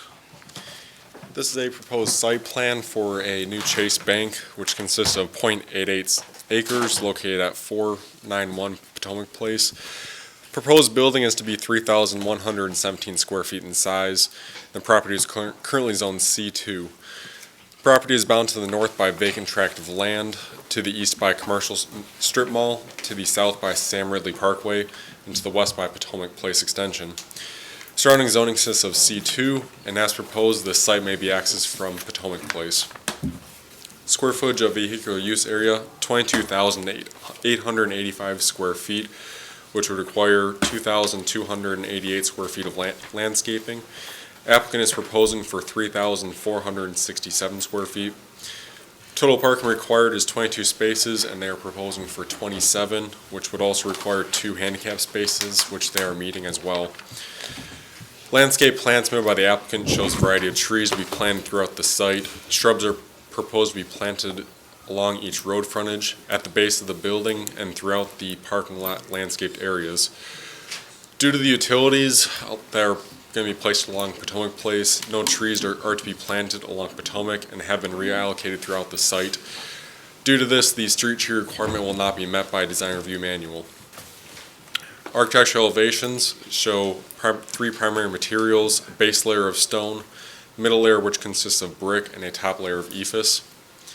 A couple standard comments as well, and 2 staff comments regarding the vehicular use area, which they have updated, and the building square footage, which they have also updated to 3,117 square feet in size.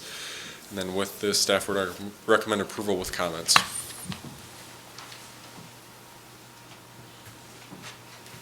Questions?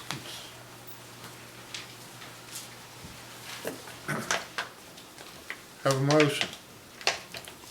I'll move we approve the staff comments. Have a second. Second. Good, because Regina and I didn't want to. Any other discussion? All in favor say aye. Aye. Opposed? Motion carried.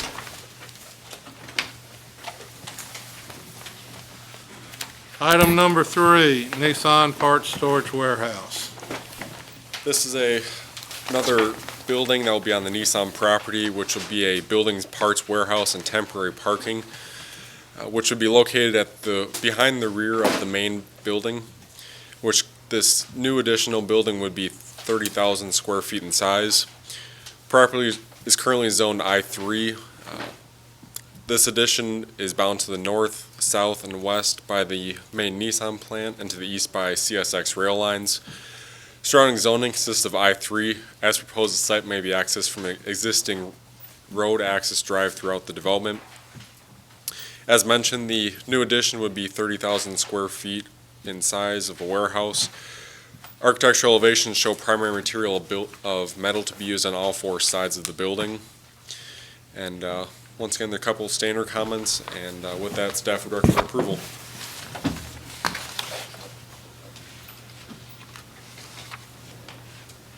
Any questions? Do I have a motion? Move to approve staff comment. Do I have a second? Second. Any other discussion? All in favor, say aye. Aye. Opposed? Motion carried.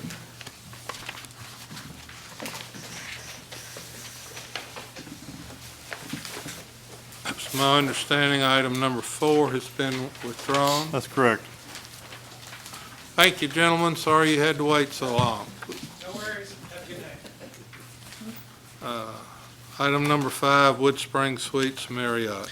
This is a proposed site plan for Wood Spring Suites by Marriott, which consists of 2.51 acres located at 945 Colonnade Drive.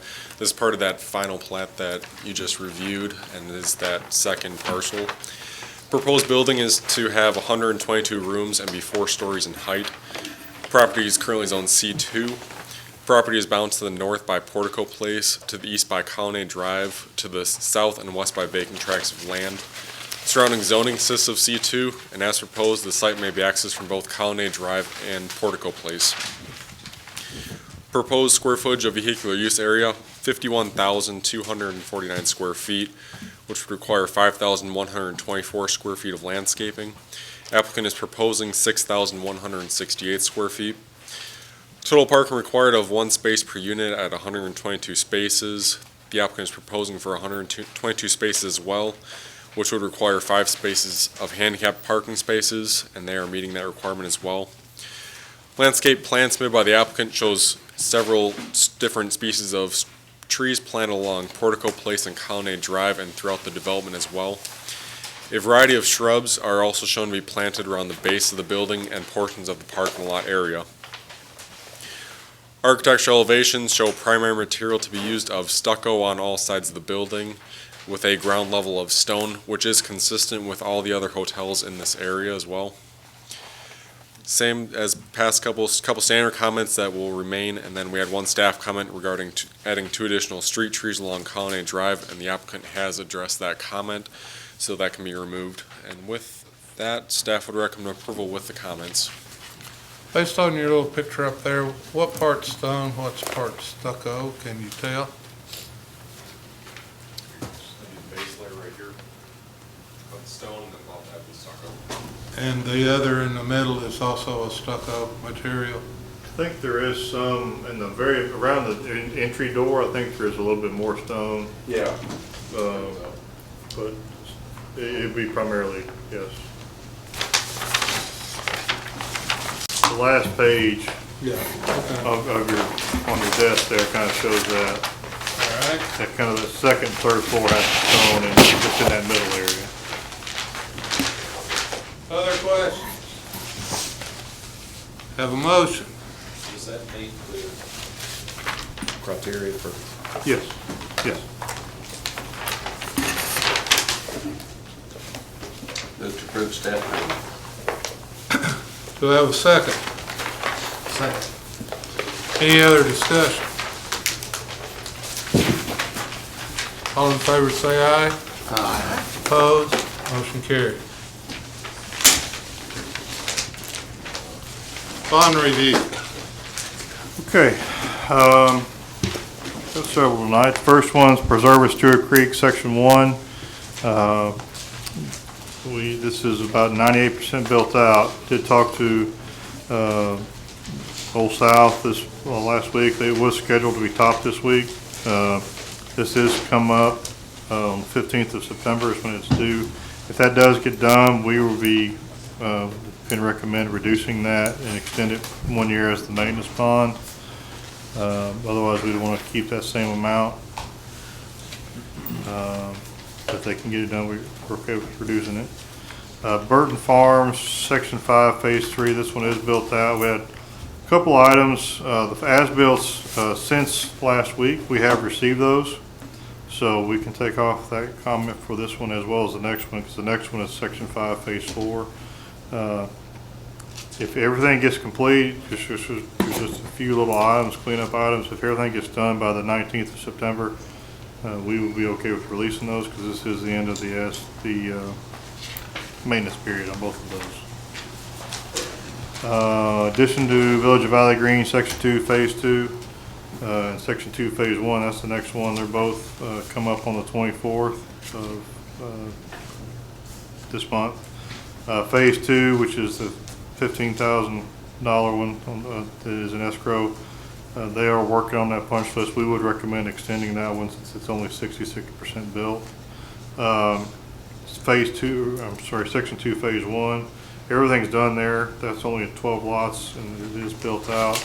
That is the end of the maintenance period on that one, so we would be okay releasing that one. Sterling and Stonecrest, this is the area, this was the main bond we had. This does not cover the signal that we had or the, it was a separate letter of credit or a bond that we had in, I think it was escrow. This was over the main development for the plat that was done. Utilities and drainage are not done there. The road is now private, and so that is the plat that got amended a few months ago. They did say that we did talk to them. They said the items should be done in December or January, which is for primarily where the utilities are that aren't not done still. So we are okay with reducing this one since the road is now private, but we do want to keep that for a year. Buckingham Place, Section 2, Phase 1. Again, it's another one that was scheduled to be topped this week. If everything gets done by October 10th, we are okay reducing that one, extended 1 year as the maintenance bond. And then Hidden Hills, Section 4, Phase 1. Just really all they had, there was a turnaround, temporary turnaround. They needed to get gravel installed. I did talk to them. They were going to get that done. So if everything gets done with that one by October 11th, we would be okay with releasing that. And all these I'm saying we're okay with releasing that. If work gets done, if it doesn't, we would want to extend them. And then Village of Green Trees, Section 2, Phase 2, we would recommend extending that one as the maintenance bond. There's still quite a bit. They've got the road paved. There's still some issues there they got to clean up, quite a few. So we're okay going to maintenance on that one, but we would want to keep the $20,000. And that's what I got. Not participating on this one. Gotcha. Thank you. Any questions? Have a motion. Move we approve. Have a second. Second. Any other discussion? All in favor say aye. Aye. Opposed? Motion carried. Anything else? I just want to make the planning commission aware, every fall, the state chapter of American Planning Association has a conference, and as part of that conference, they have options for training for planning commission and board of zoning appeals members. This year, that conference is in Franklin, and on October 9th, 10th, and 11th. I think the training for the BZA members is, I don't know exactly what day that is, for American Planning Commission members, so I want to make you aware of that. And if you would like to participate, we'd be happy to get that set up for you. So, and I can get you some additional information. I'll get that out to you via email. Anything else? We stand adjourned. Thank y'all.